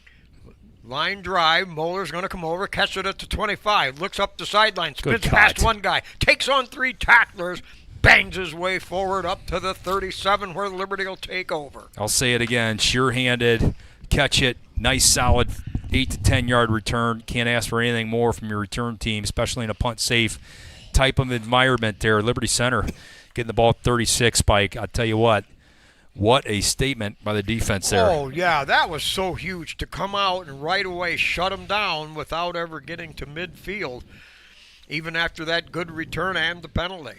So now Liberty Center comes out. Caden Kreinbrink under center. Gary on the right, Moeller on the left in the backfield with 2 wide outs to the far side. Here's a power pitch. Gary takes on tacklers. Right over guard and bangs forward for 3 yards. Boy, I'll take that play every day. Yeah, a little pitch that time. Looked like that thing was supposed to go outside. Wheelersburg kind of had it bottled up. Gary cut it back in for some positive yards. You're right, Spike. Wheelersburg's defense, the way that they flow with that linebacker crew, they are a good run defense, and they've been showing it here tonight. Sawyer. Backelman, yeah, duh. Staying in there. They're playing well. A little fumble. Uh-oh. Kreinbrink dives forward, recovers, dives forward. Ooh. Back to the line of scrimmage. That'll bring up 3rd down. Well, you got a 3rd and long here. Playbook open. Still got the run game. Dive. Yeah, you got the dive. You know, they did the 2 receivers at the top on our sidelines last time, Ethan, Isaiah. Isaiah looked like he had one-on-one on that inside coverage. Slant wide open, so we'll see if they go to that here. Okay. Yep, they've got same formation. Isaiah I think you got it if you want it. Look at all that room to the post, Spike. Oh, boy. Oh, boy. Nope. In the backfield. No, play action. They dump it out there to Gary. Gary one-on-one. Throws a straight arm. Beats one man. The second man comes up out of the secondary. Stops him at the 43. Gain of 3, but Liberty Center now facing a 4th down and 2 yards to go. They're going to punt it. Nice little play that time. Cranebreak kind of had a defensive end in his way, lofted that to Gary. Gary got some good yards, wasn't able to quite break that tackle, had a guy all over him. Yeah, this Wheelersburg team, very good tacklers, individual tacklers, very good. All right, 4th down. Cranebreak. High floating punt. That's going to hit at the 25-yard line. It's going to bounce around, take a liberty roll, and it's going to wind up down inside the 15. I'll tell you what. And they're kind of pushing it along like, what's that Dutch sport or what? Curling, Canadian sport, curling. Dutch Canadian for TV. The Dutch Canadian. We got Dutch Canadian. The mafia's going, no, Spike. Yeah, no, I'm sorry. I'm sorry, Canadian mafia. Hey, we got a TV timeout. Hey, again, I want to thank our sponsors. You know, they have brought you these broadcasts for free all year long. We will continue to do that. We are now moving into our winter sports. We've had bowling already. We'll have bowling on Monday. Girls basketball on Tuesday. Talked with Coach Badenhop, the boys basketball team. They've got pretty good numbers right now. They'll get the football players in about another couple weeks. So, you know, we'll be up to speed, and we'll be boys basketball underway. We've got wrestling, you know. Colin Tamarine over here, he's involved in wrestling. I think we got a couple meets coming up pretty soon. Yeah, we got our first one this Thursday at home, and then we got one Friday at Finley. Yeah, and we'll have that for you Thursday. Dan Conrad and Jeff Huff on the call.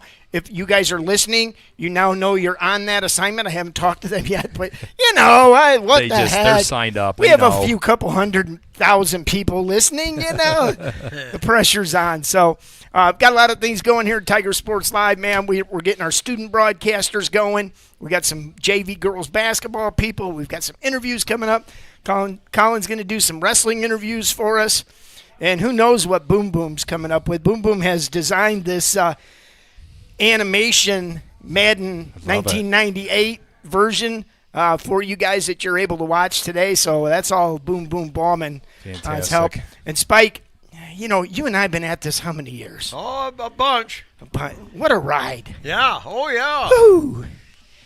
What a ride. All right. State championship game here, Division 5, the last game, the featured game of the Ohio High School Athletic Association tournament. During this TV timeout right now, 8:40 on the clock, and Wheelersburg will get the ball back at their, 11-yard line. Yeah, wow. What a punt. Yeah, what was that? 40, close to 40-yard punt that time for Cranebreak.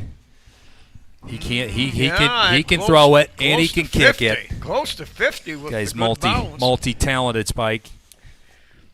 Well, this defense, we'll see what Wheelersburg draws up. They've not had a lot of answers on offense. This defensive linebackers has been creating havoc. The TV guy's still on the field. Up front. Yeah, you know, they've contained his rollouts and his run-pass options, you know. And I think that's one of the keys to this game tonight. Nope. Well, he's going to dream at 18 regardless of the outcome of this. And 50. And 30. All right, here they go. Wide out to either side. Now motion back to the ball. They get that straight ahead into the fullback, and he powers forward up over the 15 to the 16. We'll call it a gain of 5. Badenhop kind of cleaned that thing up that time. First down run for Wheelersburg. All right, Wheelersburg breaks the huddle quick. They come out. Now they're slowed down the tempo. Motion this way. They pitch sweep. Lonzak. Hit in the backfield. Lonzak throws him for a loss. That's a smackerino. I mean, this dude is just playing at a high level that time. Gets outside from his outside linebacker position with just waiting on the running back that time. That's a big-time play. And you know what? He picks up and slams him because he's so strong. That dude having a night. Yes. Deegan Schwager in there at nose tackle right now. They're going for speed with the 3rd and long. Back to throw. Lofts it out there. Great coverage by Liberty Center. No chance. Yeah. Super job Moeller, the safety, got back there, but everything under control with Sonnenberg. And let's get the other number. Well, this Gray. Yeah, Gray. Yeah, Okay, So, yes. guys, do you think this series kind of looked like Wheelersburg's a little bit desperate? Well, it's just they're out of sync. I mean, you get a good first down run, you get a negative play, then you chuck it 40 yards and double coverage. That's not what you want for Wheelersburg offense. Standing on the goal line, high floater. That's going to hit at the 50. Moeller never really had a chance to come up and get that one. Ball touched. It'll roll dead at the 40-yard line. Liberty's own 40. So a punt of 40 yards. No, 45 yards. And so Liberty Center, though, with positioning on the field is good. Big drive here if Liberty Center wants to put another nail in that state championship coffin. 7-minute drive and a touchdown. Yeah. Yeah, if you look at Wheelersburg offense, they just have no answers right now. A quarterback can't run around and create plays, and they don't have a deep threat. And the run game's not really there either. So, all right, Kreinbrink under center. Give All on right, a big dive route. of Moeller. Get up, Moeller Thomas! all alone. Breaks it out at the 30. And now breaks one tackle, spins past another, finally tripped up and brought down at the 20-yard line. Wow, a gain of 40 yards by Moeller. He hit the line on the dive, and there was nobody there. They had everybody up on the line of scrimmage, but they hit the hole right. wow, what a big hole. Thomas just off to the races, beat the safety. All right, Gary on the right. They give it Same to play. Moeller again on another dive. He'll pick up a couple tough ones. Down inside the 20. The ball will be spotted at the 16-yard line. 2nd down and 7. Yeah, boy, that was a huge route. The safety takes a bad angle, runs into the ref, and there was no one there. And Thomas was off to the races. What a big first down play, Liberty Center. Boy, I tell you what, they can punch one here, Spiker. Wow. Look out. Right. I mean, you guys have to watch plays. I can watch specific things. What a job. Sawyer Bachman, he's hurting. You can tell he's hurting. But what a performance by him. He's got a pretty good limp going there. Yeah, he does. Yeah. But Toughing I it tell you out, what, baby. he's been throwing great blocks. He's been doing what he needs to do. All right, double wing set. Moeller in the backfield. Now Gary in motion. Pitch sweep to Gary. Gary kicks it outside. Straight arms one man. Hit at the knees and brought down after maybe a yard. That is the excellent tackling I've mentioned all night. Gary was one-on-one, and this guy went down there and got him below the knees. No gain on the play. You're right, Spike. These are plays that Garrison typically is stiff-arming and running people over, but this is a great tackling team for Wheelersburg, and they've been tough to run on. They have been tough to run on. We found some of the dive plays and some of these outside runs that have been positive tonight. The dive's been the best run play that we've had, though. And is that because of their aggressiveness? Yeah, it could be. Quick hitting, right? They can't flow to the ball on these quick hitting dives where it's just straight ahead, downhill. All right, Kreinbrink out of the gun. Screen. Has to roll away. It's Good caught block. out there by Gray. Gray at the 10. Heading down the sideline to the 5-yard line. Liberty Center back in business. It's going to be a gain of 9 and a first down. I'll tell you what, great job by Kreinbrink that time. He had pressure in his face, kind of rolled out away from it, able to hang on to the last second and deliver that ball. Watch Kellen Weimer. He's out leading. Yeah, the he block. comes out that time and didn't quite get him, but got just enough where Ethan could find the You're not bright gonna. open You're not spaces. gonna go. I'm going after that guy. You're gonna make what we call a good business decision. All right, in the backfield. Gary on the right, Moeller on the left. Kreinbrink gives it to Gary Big straight up hole the there. middle. Yeah, 5 points. baby. The one is a Liberty Center Tiger touchdown. Baby cakes, this is the state championship final, and Liberty Center now leads at 27-3. Oh, baby, that third time is a charm. Wow, you want to talk about a dagger, Spike Whitman. Wow. Garrison Cruz up the middle, big hole, and there was nobody there. Touchdown Tigers, and this game might be getting out of hand. Liberty Center just foot on the gas. Whoa. Yeah, wow. Well, and it's really a tale of two offenses right now, guys. Yeah. I mean, Wheelersburg's offense, as you said, Jigs, looks out of sync. Liberty Center's looks just like it's the motors running, baby. Yeah. Oh, yeah. Now they got Mercedes-Benz versus my 2008 Chevy Impala. This Liberty Center offense, well, it's just this pass game. The ability to pass the football for Liberty and to keep Wheelersburg off balance. They've done a good job on certain run plays, but this past game, to be able to pick up some of these third downs, you got 2 explosive Lonzac in that first half. Ethan Gray, big first down on this drive here. It's been so timely in this past game to be able to keep Wheelersburg off balance. Listen, when you want to stop our run game, you got to bring bodies in, and you're forced to go one-on-one with athletes on the outside, and we have athletes that can go in The one-on-one. Lonzac effect. Well, it's Lonzac, it's Ethan Gray, it's Isaiah Batenhop. We got guys that can go in on the outside, and they've been doing that tonight. Well, in that play to Ethan Gray, that was a great play. Kellen Weimer goes out there and just kind of mows the lawn, trims the trees, whatever you want, whatever landscaping analogy you want to use, but people got out of the way. All right, 28-3. Tigers perfect in extra point. You gotta love it, Spike. Extra point kicks. I can smell it. I can Oh, smell it. buddy. What's Rex say? You got to smell I it. can smell it. 5 minutes left here in the third. 7 men up near that 50-yard line. And a low line drive. That's going to come down at the 6-yard line. Return straight up the middle. Oh, my, what a hit. But stopped right Whoa. there. Oh, Slammed guess down. who? Tatum Murdoch. Yes, it's and about Barrett. time Murdoch turned Holy on. smokes, what a hit. Who let the dogs out? I'm going to tell wow. I'm going to tell you right now, Murdoch absolutely earholed him, and he didn't see it coming. And Barrett on top, holy mackerel. Oh, that is an absolute explosion. That's a they gunner. They just replayed it. That is the biggest hit, maybe one of the biggest hits I've seen all year. Tatum Murdoch. Boy, he had the Whoa. flow and he had the go. All right, now Wheelersburg out of the gun. Handoff. Tries to kick it outside. Nice You tackle. can forget about that. Great open field tackle by Sonnenberg. Caden Sonnenberg. Back there at the 21-yard line. Loss of a yard. Wheelersburg just looks. I mean, they can't Well, run the they're ball, and trying to- that's just. They're trying to keep the run game involved, and Stephen Hall that time. He had one-on-one with Sonnenberg. That's just a great individual tackle. A lot of times that tackle's missed, and there's positive yards. No missed tackle that time. 2nd down and 12. Ball at the 23. Back to throw. Throws it. The home He run is ball just up chucking there. it. There's a battle for Oh, the he ball. caught And it is battle for. Two Oh, people wow, what had a it. play. And it's caught simultaneously by Gray and the receiver. And the tie goes to the offensive team. Wheelersburg now in business. Ball inside the 45-yard line. They'll have a 1st and 10 there. Like Well, dangerous throw, Yeah, though. he's throwing it up, 50-50 ball. It's number 12 won that one. Xavier Miller kind of rose up, made a nice play. That's their best play of the night as far as yardage.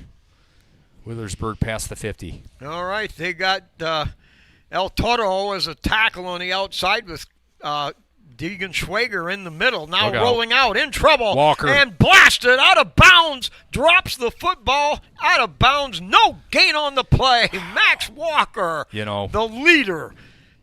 Spike, that's just some of the physicality of Max Walker right there. Rutgers going out of bounds.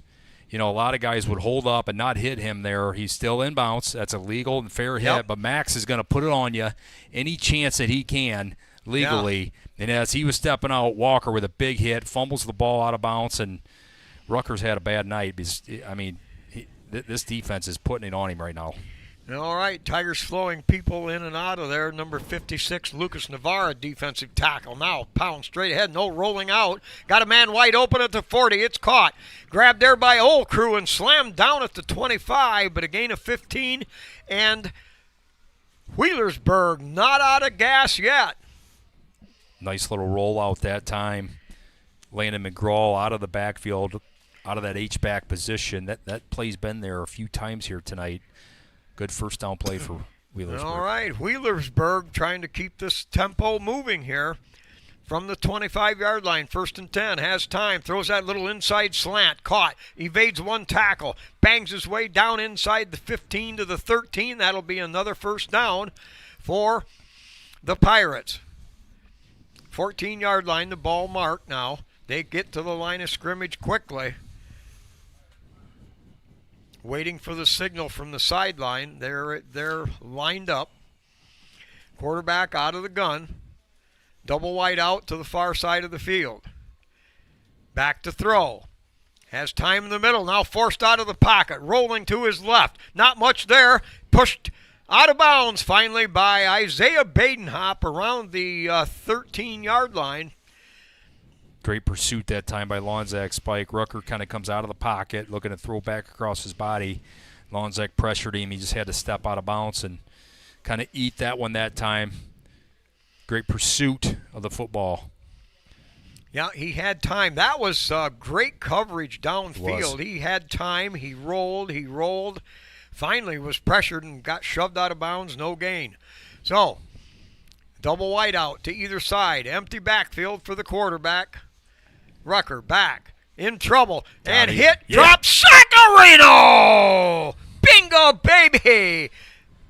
That may have been Lucas Navarre, I think. May have got then the first one to get there. It sure was, Spike. Wow, loss of 6. He had to step up into the pocket. I think the rush from Weimer and Navarre was waiting on him for the big sack for the senior. Boy, this Liberty defense raising its ugly head now, and it's awful looking.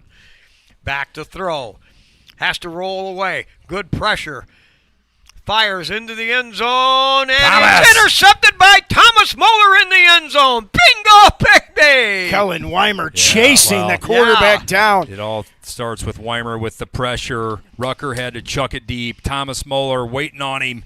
The senior safety, the quarterback of the defense back there, turned him over. That's only his second interception of the season, Spike. And, boy, this Liberty Center defense, you think you're driving on them, and then they get a couple negative plays, and then they turn you over just like that. Yeah, boy, I tell you what, Weimer kept up with him. He did.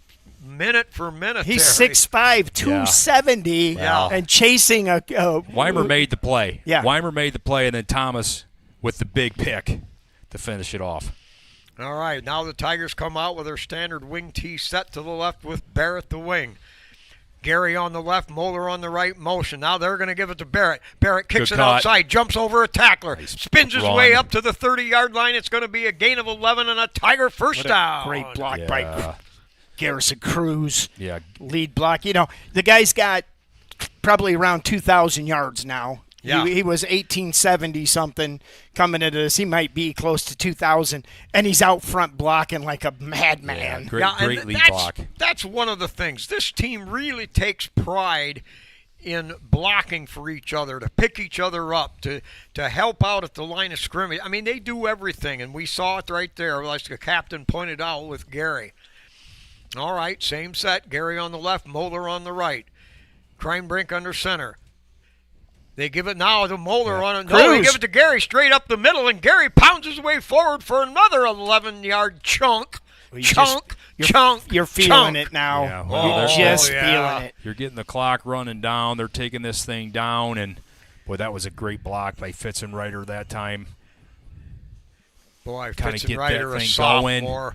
Boy, he's risen from nowhere. Yes, he has. Wow, what a job. Walker pulling around on that as well, and let me say, I tell you what, Henry as a sophomore is drinking the Tiger Kool-Aid, believe me. He's all in, baby. He's all in for this. He just loves his mentors. And all right, offset now. Gary behind the quarterback. Moeller offset. They give it to Moeller on a dive. Cuts left. Spins after one. Pounds forward inside the 50, down to the 48, and it'll be a gain of 9 for Liberty. There's those chunk plays you guys were talking about. Chunk. Yeah. Chunks of chicken, baby. Well, you're running the clock, and you get first down run, and then the third play you get a 9-yard gain by a dive. Thomas Moeller, boy, he has been killing that dive tonight. That play has just been absolute. What, you know, we talk about man of steel. They do pick a most valuable MVP of the. Well, Thomas has had a great night too. Jeez. Yes, from every aspect. He has had a great night. All right, Kreinbrink again under center behind Spangler. Now motion this way. They're going to give it to Barrett again. Barrett slips over one, jumps over another, first, and pounds his way down to the 44, and that'll move the sticks. Gain of 7. Tigers move it again. Well, and how about this? I mean, you got Garrison Cruz. We all know what he can do. Then you got Thomas Moeller. Then you bring in Baxter Barrett, and this three-headed monster. The running back room is tough tough to stop. Yep, Liberty Center's going to let the third quarter run out gotta here. Love it here. You know, one thing we talk about Gary and the running backs, Gary and Thomas each average 9 carries a game. That is it.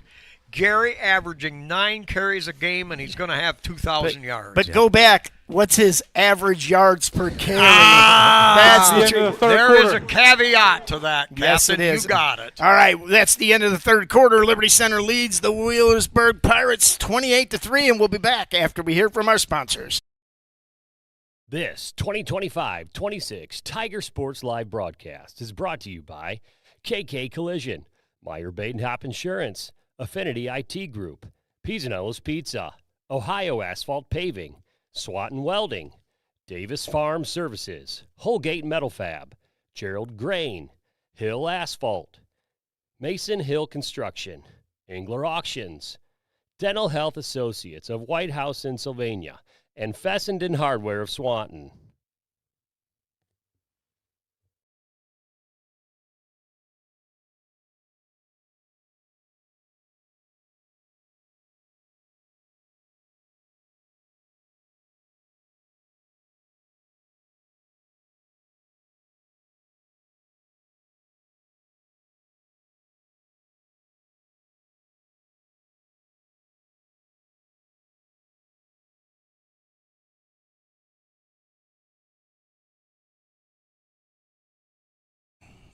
All right, we're back here. Start of the fourth quarter. Liberty Center 28, Wheelersburg Pirates 3. Spike, what a just Hey, absolute dagger. What I want to make a shout out to Ray Carpenter. Way Ray. back in the early August, drinking coffee in the morning out at Grandma's carryout there. Ray said, "You know what? I think we can win the state championship." I said, "Come on, Ray. We haven't even taken the field yet for a scrimmage." He said, "No, man. We got this guy back, and we got that guy, and we're going to do this." I said, "Come on, Ray. You're the consummate guy that's always the optimist. Let's wait to see how we break out of the huddle. We got some question marks." "No," he said, "I think we're going to do it." I said, "Ray, you're full of it." And no, he said, "I'm telling you." Well, this doubting Thomas just learned another lesson. Well, and you know, I tell you what, you talk about the legacy, 59-3, Yeah. 58-3. This senior class, should they win tonight, will be, I think, 60-3. Wow. You want to talk about a legacy. You want to talk about, is the cupboard bare? Ladies and gentlemen, the cupboard is not bare. Now, we got 19 seniors, but we're bringing in 22 freshmen. Right. Plus or minus a retention here and there. But, you got Jackson Lonzak, you got Gary Cruz, you got Henry Fitzenreiter, you got Bockelman, you got Barrett, you got Badenhop, you got Jack Weimer, Badenhop. They just keep coming. Yeah. Coming. Oh, yeah. Oh, boy. I'm telling you, there's All right. the tree ain't done getting picked yet. All right. All Beginning right. of the last quarter of the season here, guys. All right, Kreinbrick under center with a wing set. Now in motion. They give it to the first back through. Right up the middle. Yep. Boy, he got stuck that time. Was that Coons that time? Yep. I think on the hit, 58. Boy, he's had a good night. He's a good-looking middle linebacker. Luke Coons. All right. And see, that's the trouble. That's what stymied some of our overblown stats, if you will, because they've stuffed us a lot of times for no gain or a minus or a +1, and that's it. Well, I'm just going to say one thing. Tick. Tick. Tick. Tick. All right. Tick. We'll tick-tock on the tick-tock here. All right, double wing set. Motion this way. They're going to give it to the motion man on a jet sweep. Trying to find running room is Cruz, and he'll get it down to the 40. Gain of 4 yards, and that'll bring up 3rd down and 6 for Liberty Center. Kind of got the jet sweep going that time, and Yeah, Wheelersburg's defense, they've been playing this run good, and they're hanging in there, Trying to limit some of the explosive plays. The cumulative stats, Liberty Center right now, 37 rushes for 193 yards. Wheelersburg, 17 rushes, 43 yards. Jeez, that's 2.5 yards a carry. Wow. All right, trip receivers for Liberty Center to the wide side. Kreinbrink out of the gun with a single setback. Back to throw. Over the middle, got a man out there, Gray. Gray catches it to 25, takes on 3 tacklers, bingos for 2 more, and the Tigers will set up 1st and 10 at the 23. Wow. A gain of 19 yards. How about that throw and catch that time? Kreinbrink on the money. Ethan Gray kind of sitting down in that zone on a little slant / post, and Ethan was able to kind of look and see where to run. Boy, he's so smooth after the catch, and good looking pitch and catch. Kreinbrink's been on the money. He's been Liberty on the money. Center looks like their state championship material. Let's see what happens now. All right, Kreinbrink comes under center. Wing left set. Give to the second back. That's Moeller. Moeller breaks one, slips another one. Now drives through 2 more tacklers and picks up 5 toughies. Gary Cruz just laid out a corner on that block. Yeah. As much as you want to talk about him rushing, I want to talk about his blocking because it is just crushing. Do we have another center in there? No, I think Spangler's still in there. You got Spangler, Walker, trying to sort through Weimer. that. Yeah, I think you get Bockelman and Weimer and Spangler together. It's hard to tell the forest from the trees. I'm not sure. Casey's going to have to call a timeout. You got Schweigert in at Timeout. right guard. Spike, Liberty Center. They're first of the half. All right, so a little confusion there. Okay. Again.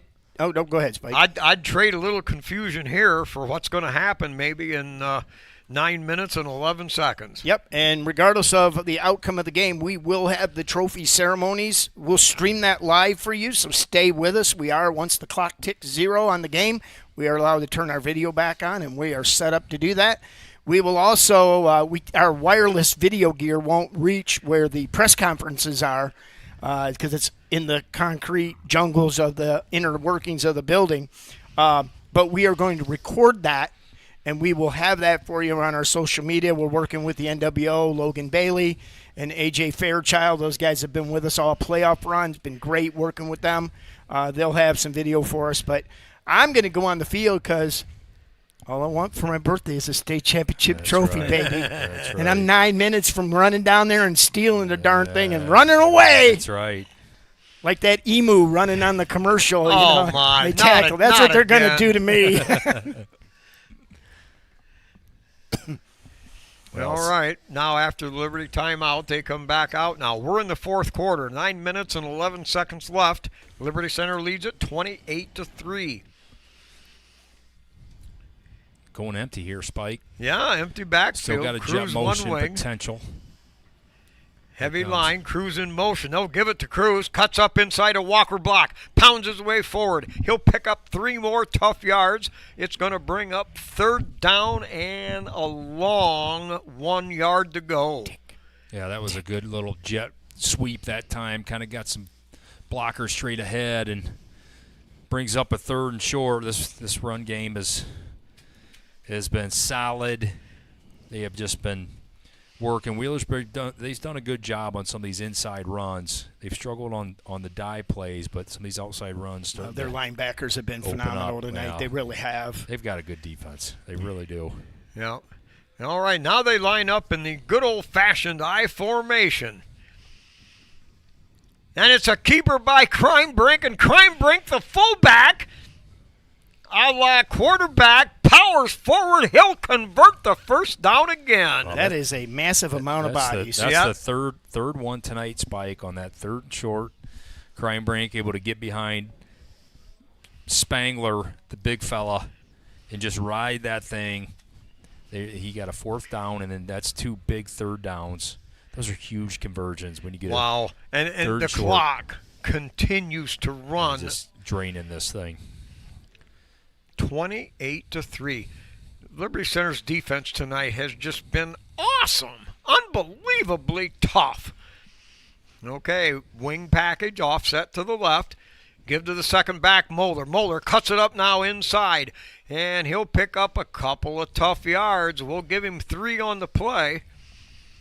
Clock continues to run, and the Tigers milking this clock for all it's worth. Yeah, 54, Brady Crow, 54, Eisen Emnett. He's making a lot of plays tonight from his defensive line spot. Good tackle that time. Liberty just methodically down the field, slow running the play in, run the play clock down, and boy, this is textbook. Textbook. Wow. See if All we right. can put an exclamation point on it. 2nd down and 7 from the 9-yard line. Liberty can get a 1st and 10 at the 2. Motion coming back this way to the ball. A Reverse. little spin move inside to Barrett. Barrett cuts past Ooh, one, good run. slips and deeks and dives, pounds down to nearly the 3-yard line. That's going to be close. Well, That'll bring up 3rd and 1. That inside reverse hasn't been there a whole lot yet tonight, Spike, because of this fast-flowing defense. That time they got a little crack in it, and Baxter almost able to get that first down. That offensive power by the Liberty's O-line, just incredible. Yeah, they've just been picture dominant. book. It's Nick Miller football. Oh, they're going to go with the power here. Jumbo package Here comes here. the Wildcat. Yeah, Gary in the Wildcat spot. 3rd and 1. Gary Cruz is going to pound it forward behind Henry Fitzenreiter. And he's into the end zone. It's another Liberty Center Tiger touchdown off the Wildcat. Boy, Liberty Center just comes up with a new wrinkle every other play. Well, when you bring in the mass of bodies, you're bringing in other offensive linemen as the upbacks. Timeout on the field for an injured player. Yeah, When you do that, boy, that is just a lot of mass that's leading that thing up, and Gary Cruz able to punch it home. You know what we all figured was going to be a tight game. Liberty Center frittered away their first possession, and we thought, oh no. And then they're going to get the ball to start the second half. And boy, there was some doubt floating around, at least in this guy's mind. Not that I doubted our kids, but you know, a team that's been heralded as one of the best in Ohio, and now Liberty Center hanging on. You're right. Well, hanging? Are you kidding? Hanging on? Wow, blitzkrieg. I tell you what, I follow a guy. I'm going to give him a little love. Is Tate Barstool on TikTok, and he has picked Liberty from day one of the season to win the D5. Now he said, "Here's the best matchup of the night." He said, "But Wheelersburg is good. They're very good. But Liberty Center is great." Wow. And he goes, and you're going to see that tonight. Yeah, well, they have been great tonight. What a dominant performance, offensively, defensively, and special teams. This team is something. Okay. Set for the point after. Good Kruger snap. Good Kreinbrink hold. Kick is up by Walker, and good. Fills it up again. 35-3. We've got a running clock now. Okay, I think at some point, and I want to make we sure will that we want to point this out, I think we're going to see Tyler Roars. Senior, oh, yeah. Knee is blown out. They're going to get him in for a play. I think he's Yeah, he got one carry this year. He was going to be that next backup, you know. Yep. Well, I just this performance by Liberty Center, guys, this is what we've seen all year. They just come ready to go. There's every a flag single on night. There's a flag on I think the they're field. going to get a late 15-yarder on Wheelersburg. They've just come ready to go every single night. Doesn't matter who's in front of them. And what a season that it's been. And to be able to do this at this stage in dominant performance. After the play was over, dead ball, personal foul. Wheelersburg, number 27. The penalty will be assessed on the kickoff. Some frustration. Yeah. But the dedication of Liberty Center's players this year, they bought into what the coaches told them. This is what you got to do if you want to win a state championship. We know what it's all about. Now we just have to do a little more, and therefore the team picking, it takes more. Well, Spike, we just had the coaches come by, Spangler, And Coach Miller, Box, this coaching staff. We talk about the players, but, man, this coaching staff Cullen is so and I are going to go down on outstanding. the field for the trophy presentation. Okay. So I'm going to give you my two men of steel. is going to be Jackson Lonzak. Timeout on the field for immediate timeout. And I tell you, Thomas Moeller Yeah. running that dive. Yeah, he I was just clutch has tonight. been the backbreaker, and you talk about the steel beam. So, Cullen and I are going to head down for the trophy presentation, guys. Spike, I got chills. Yeah, You yeah. know I what? know it, I You know called. I tell you what. You called the first championship, Spike. You now will call this championship. What a game! Yeah. What a game! All Gotta right, love it. You guys take it home. I'll come back up after the presentation. Boom Boom's in charge. Let me make him pick the Man of Steel tonight. Ooh, we'll There give you him go. a pick. Get Boom Boom the mic. I'm out. Yeah, Spike, going back to, we just had Spangler, Coach Miller, Coach Ryan Miller, and Box coming through here. This coaching staff, these guys are up in the box tonight. This coaching staff is phenomenal. They put the time in. They are so good with the kids, with X's and O's, the motivation piece, the weight room, just the prep in the off season. There is so much time that goes into coaching at Liberty Center, and you give this coaching staff credit. They do it. They do it at a high level, and they spend a bunch of time on it. Well, they cuss 1 minute, they yell the next minute, and then the third minute they're hugging somebody and telling them how doggone you good go. they are. You know, it's not a love-hate thing, but it's a respect that's built, and the players realize that the coaches aren't just out there spitting in the wind. They really mean something, and the Tigers really took charge of this. Max Walker's leadership, Thomas Moeller's leadership, Yep. and Gary, and so many of them. I mean, and the guys fell into place. It didn't matter who was on the field. Just a beautiful thing to see. Well, we've talked about the senior class at length, and you know, when you get late in the season like this, and you get in the state championship game, you got to have your seniors really step up, and your seniors kind of set the stage. Max Walker and Moeller and Spangler, and these guys have just been doing it week in and week out. And boy, they really, really showed up today. Schweigert, Cifuentes, I mean, right down the list. This senior class has been outstanding. You guys have heard the record-breaking class with wins, and boy, you can't say enough about how well this senior class has played, and they're going to go down as one of the best ever, Spike. Oh, no doubt about it. Tightest team I think I've ever seen. All right, so the Tigers kicking off. Here's Walker, puts a boom into it. That'll go into the end zone, and will be brought out especially after the unsportsmanlike penalty. Yes, we will get a running clock here. You're going to see we got 5 minutes left. This thing's going to go quick, 35-3, and Wheelersburg's going to get the ball back here. But you know, this Wheelersburg team, they've had a great season. Give them credit. They just ran into a buzzsaw Liberty Center tonight that was bound and determined to get their second state championship since 1997, and Liberty is going to deliver it. Well, here we go. Wheelersburg with possession. Clock already down to 4:44. Out of the gun. Tigers show blitz. Now back off. They'll give it on a straight ahead handoff, and he'll power forward for 4 yards on the play. Liberty Center getting some different bodies in there. Number Zabo in there 27, on the tackle. yeah, Zabo in there. Orth in there, number 28. Navarro with that tackle there as well. Thomas Moeller taking his final play. Boy, what a year Thomas Muller's had. Yeah. What a career. Tatum Murdoch now into the game for the Tigers.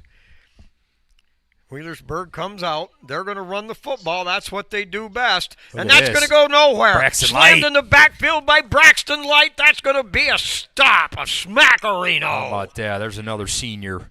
Braxton Light's been showing up on special teams all season long, Spike. Great play that time. Cole Spangler now checks in. Gary Cruz and Max Walker go out Look for at the this. final time. Boy, you And gotta what a love it. way to go out. Well, you got to love it, Spike. 3.5 minutes yet, and the clock running. I give Wheelersburg credit. They're doing what they do best, and that's run the football. They're not trying to fill the air.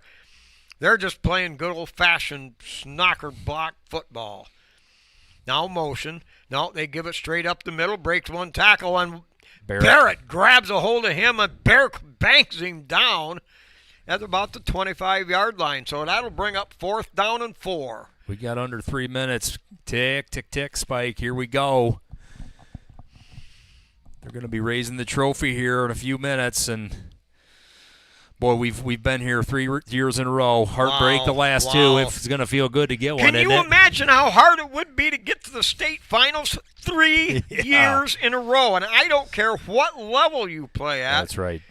Now, here's respect for the game of football. Wheelersburg is going to punt. Timeout. Wheelersburg. Their first of the half.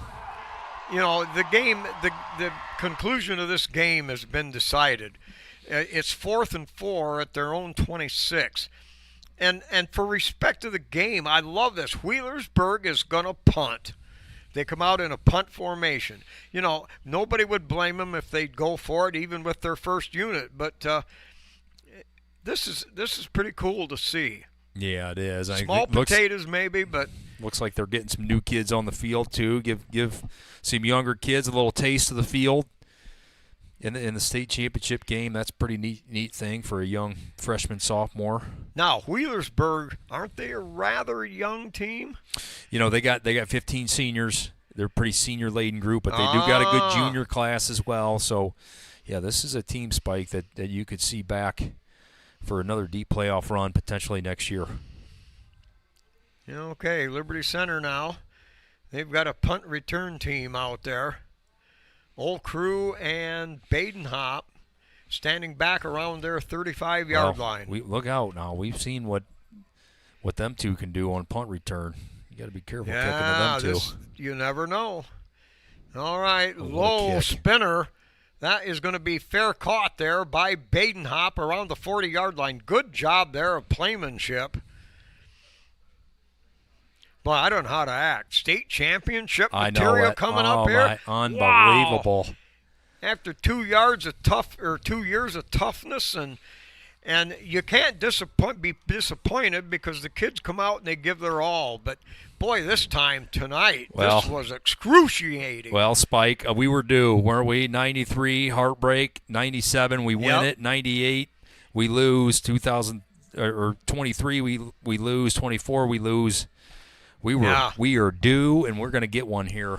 I want to thank South Range for waxing us in that Final Four game 3 years ago. Boy, that got the wheels turned around again. All right, now in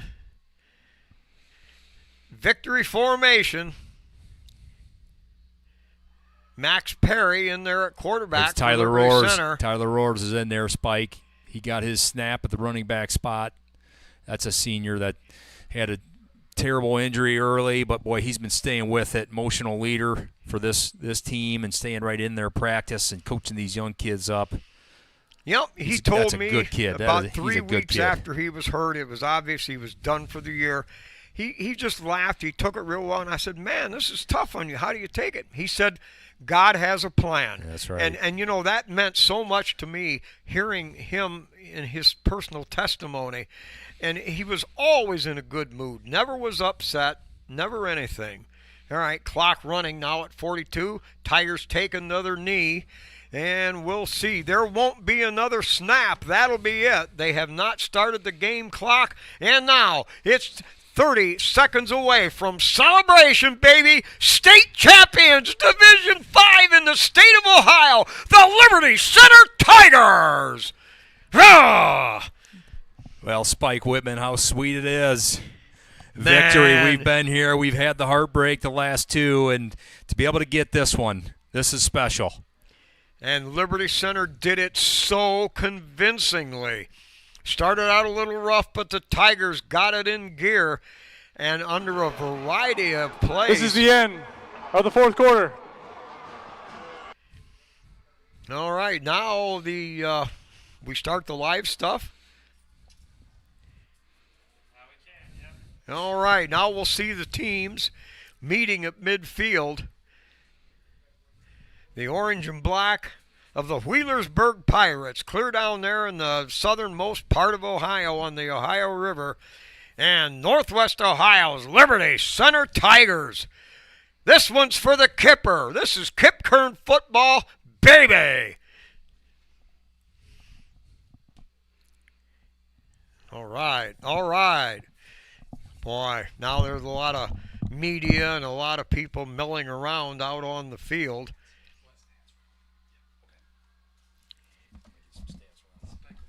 Yeah. All right, well, enjoy the sight of the field out there. The Tigers meeting down there at the 10-yard line. Some of the starters, and boy, the seniors, I imagine, are getting down there. No, it's the entire Tiger team as they make their way through the lineup. And they'll meet down there at the 10-yard line for a final meeting with Coach Miller and staff.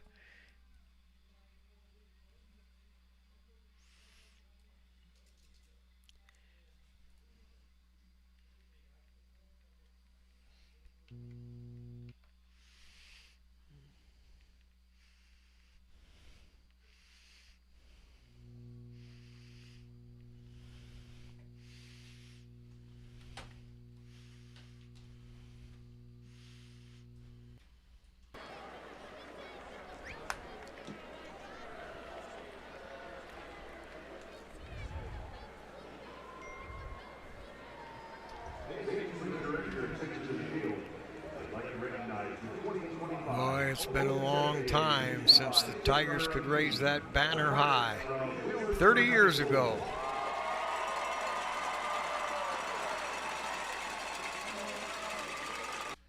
Director John Cronauer and OHSAA Board of Directors member Mark Rose on hand to present the Division 5 State Runner-Up Trophy. Wheelersburg fans, what do you think of the effort these young men put in tonight and all season long?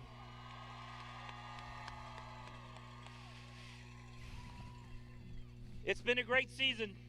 14 wins, their 38th league championship in the Southern Ohio Conference.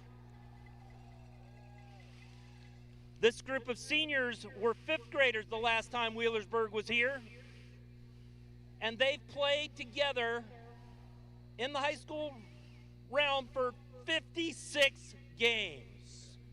What an accomplishment. That's like 6 seasons. I know it's not what you wanted as far as a runner-up trophy tonight, but again, you've got nothing to be ashamed of. Very proud of the season you've had and what you've done for the community in Wheelersburg and how proud you have made them and their community. I am joined by Mark Rose, the athletic director at Portsmouth Clay, from our board of directors. And on behalf of all of our board, our staff, and all of our member schools, it is Mark's pleasure and my pleasure to present the Division 5 2025 runner-up Wheelersburg Pirates. Congratulations. And what a class act. Liberty Center meeting the team, meeting there at the 50-yard line, paying homage to a very game Wheelersburg ball Ladies and club. gentlemen, let's have another round of some of the applause best tacklers, for our definitely the best 2025 tacklers I OHSAA saw all Division season. 5 state These runners-up, guys the played Wheelersburg football. Pirates. They were class from the word go.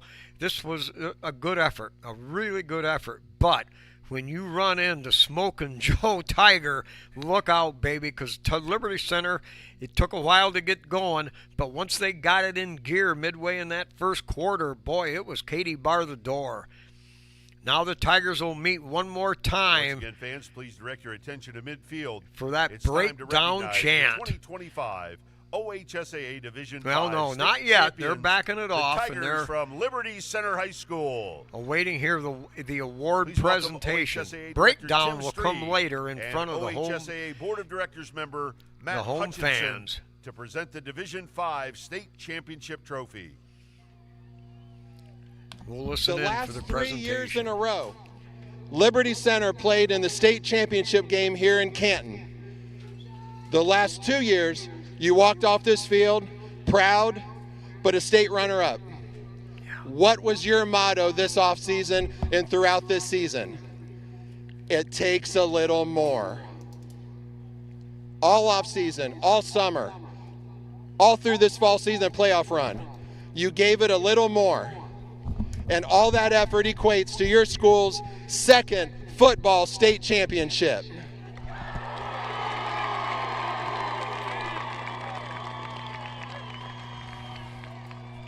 The Tigers have been in the Final Four 11 times. And I know that all 11 of those teams have a special place in your school's history. But I know that state champions at Liberty Center are never forgotten. 1997, led by Rex Lindgren. 2025, led by Casey Moeller.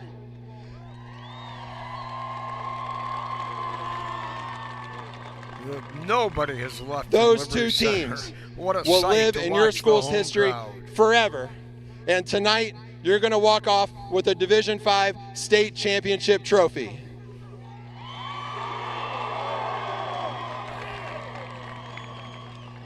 This is Mr. Matt Hutchinson with the Northwest District Board and the OHSAA State Board of Directors. It's my honor, on behalf of our member schools and our staff and our Board of Directors, to give the 2025 Division V State Championship Trophy to the Liberty Center Tigers.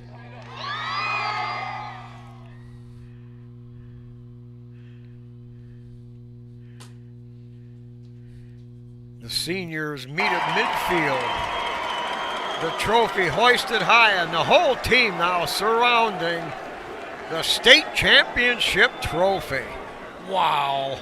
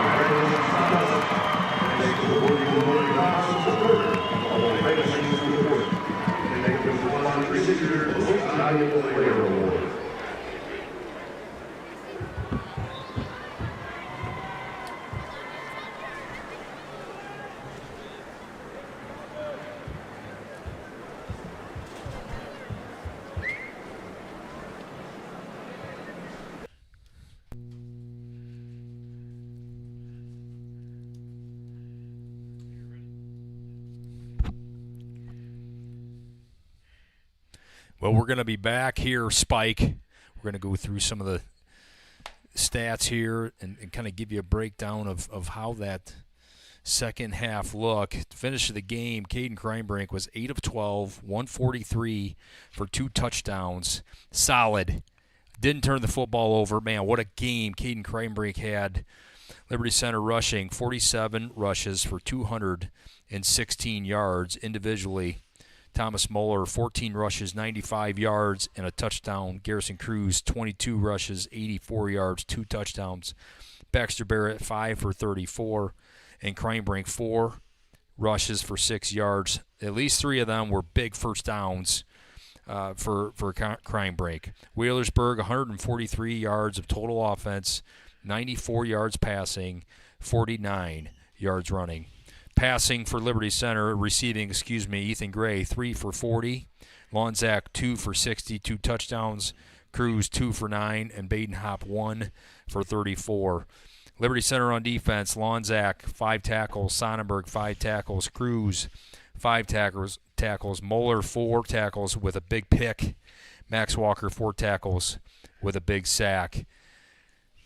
And what a dominant performance for this Liberty Center defense, Spike. You know, in the defense was the stopgap all year. The defense was what really did it. The Tigers tonight took a team that was against the good teams now. They were averaging 33 points a game. Liberty Center held them to a single field goal. You know, Jigs, they were never able to get an offensive flow going. No. That pass rush kept him so off balance, and they couldn't run the ball by evidence of 49 yards. I mean, this Tiger defense is maybe the best we've ever had. I mean, ever. Even back, I remember in the mid '60s when Barry Kern and Larry Ward were running back stars, and back when John Patrick was a running back in the earlier '60s, it just wasn't like that. The defense then maybe held them to 7-8 points a game in one of the best efforts ever, and now we're at 5.5 for the whole season. This is incredible. And the offensive line, yes, the dominance, the just the incredible job that they were able to do all year. They just got nothing but better.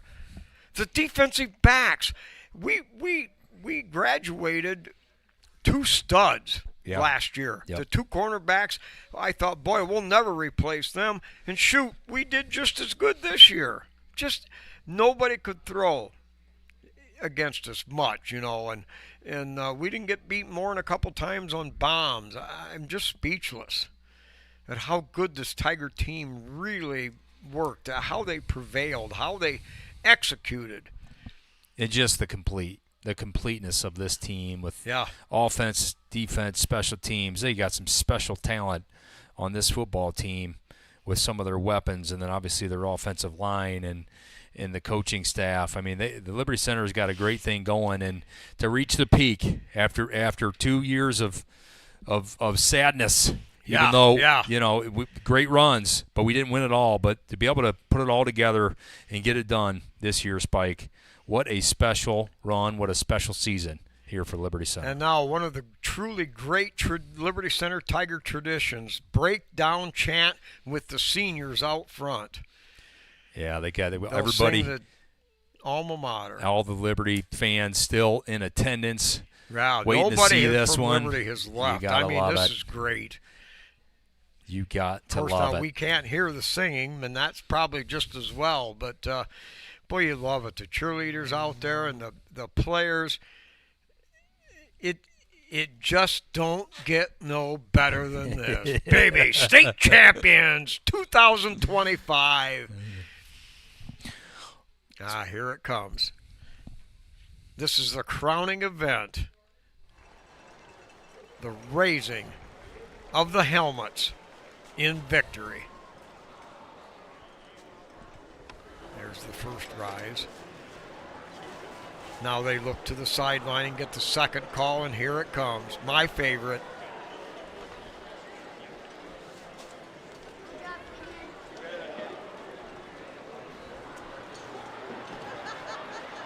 There it is, the raising of the helmets. The championship has been won. It is in Liberty Center. Tigers 2025 champs, 35-3 victory over Wheelersburg. Love that footage, getting down there on the field, some of that emotion. You get some of the players and the embraces, some of the hugs. 2:30 tomorrow afternoon in the gym. There'll be a homecoming of sorts, and I'll tell you what, the smiles will abound. Okay.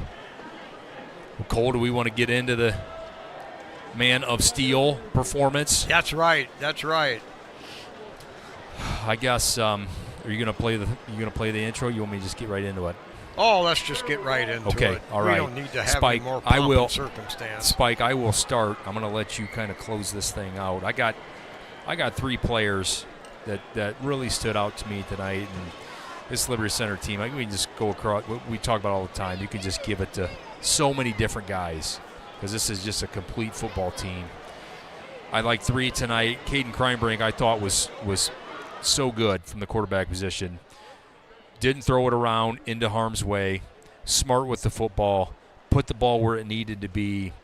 Incredibly efficient with 2 touchdowns to Lon Zach.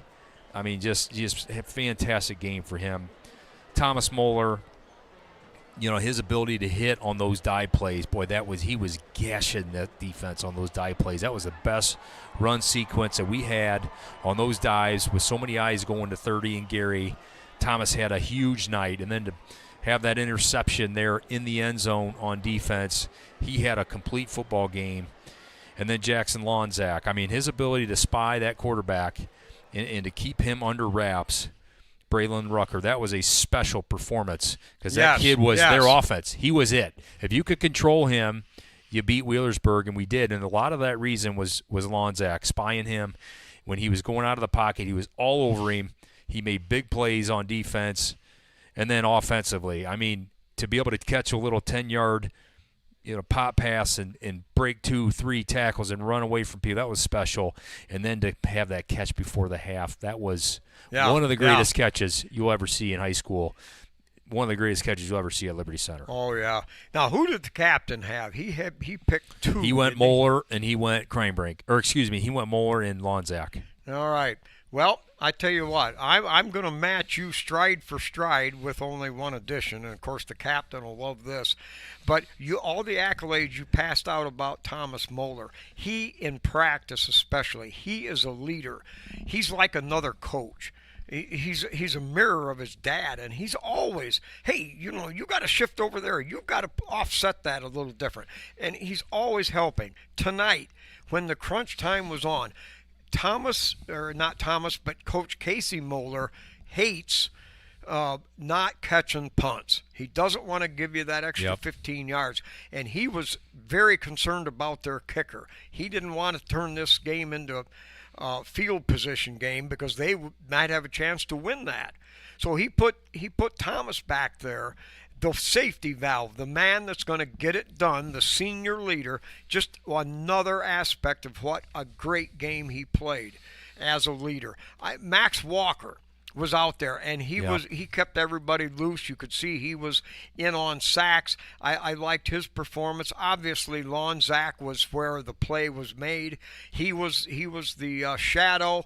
That guy did everything he possibly could. He ran those little short baby post routes, catching the ball, and Kreinbrink threw a powder puff piece of corn that first pass. He really bombed on that. But to his credit, as good as he looked all week in practice, he came back and he matched that pass for pass the rest of the game. Yep. So I loved him too. Moeller, Lonzak, and him.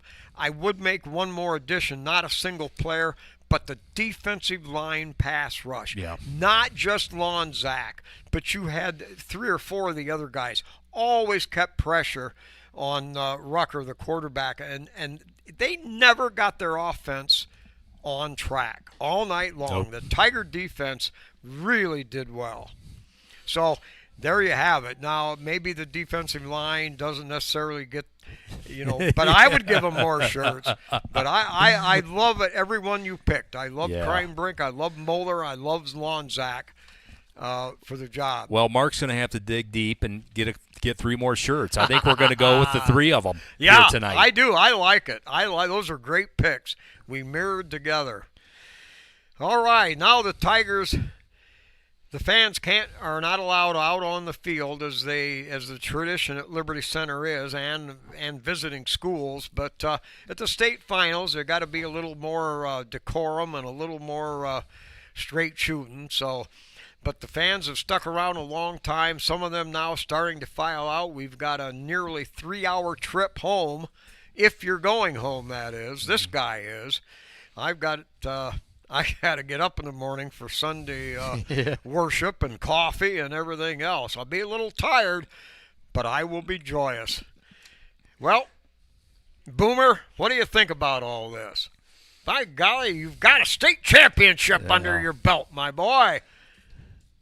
I don't know. Is there any more we can really say, James? Boy, Spike, I think we've hit it all, and just what a season. We've talked about it at length, and it feels good to finally put the cherry on top and get it done for this senior class, for the community, for all the Tiger fans abroad out there to be able to get one done here. What an awesome finish to an awesome year.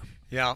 Kip Kern, this ball game's for you. Grandma Jean Kern, this football game is for you. For all you Liberty Center fans that have remained loyal for the last 115 years or however many we've played, I mean, this is the crowning event. We've been able to come through as a community and back our team, and the team loves their coaches, loves the the family feeling of this team. That will strike me as one of the high points to my last days, is this team and how well they loved each other. It didn't matter. Seniors picked up gear after practice. It didn't matter. This was a together team, and you just can't beat it. Oh, well, I'm out of breath. I'm out of spiritual gas.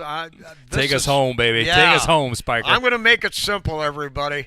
Final score, Liberty Center 35, Wheelersburg Pirates 3. And on that note, everybody, you can bet your sweet bippy and a good ding-dong dilly, it's great Tiger Sports.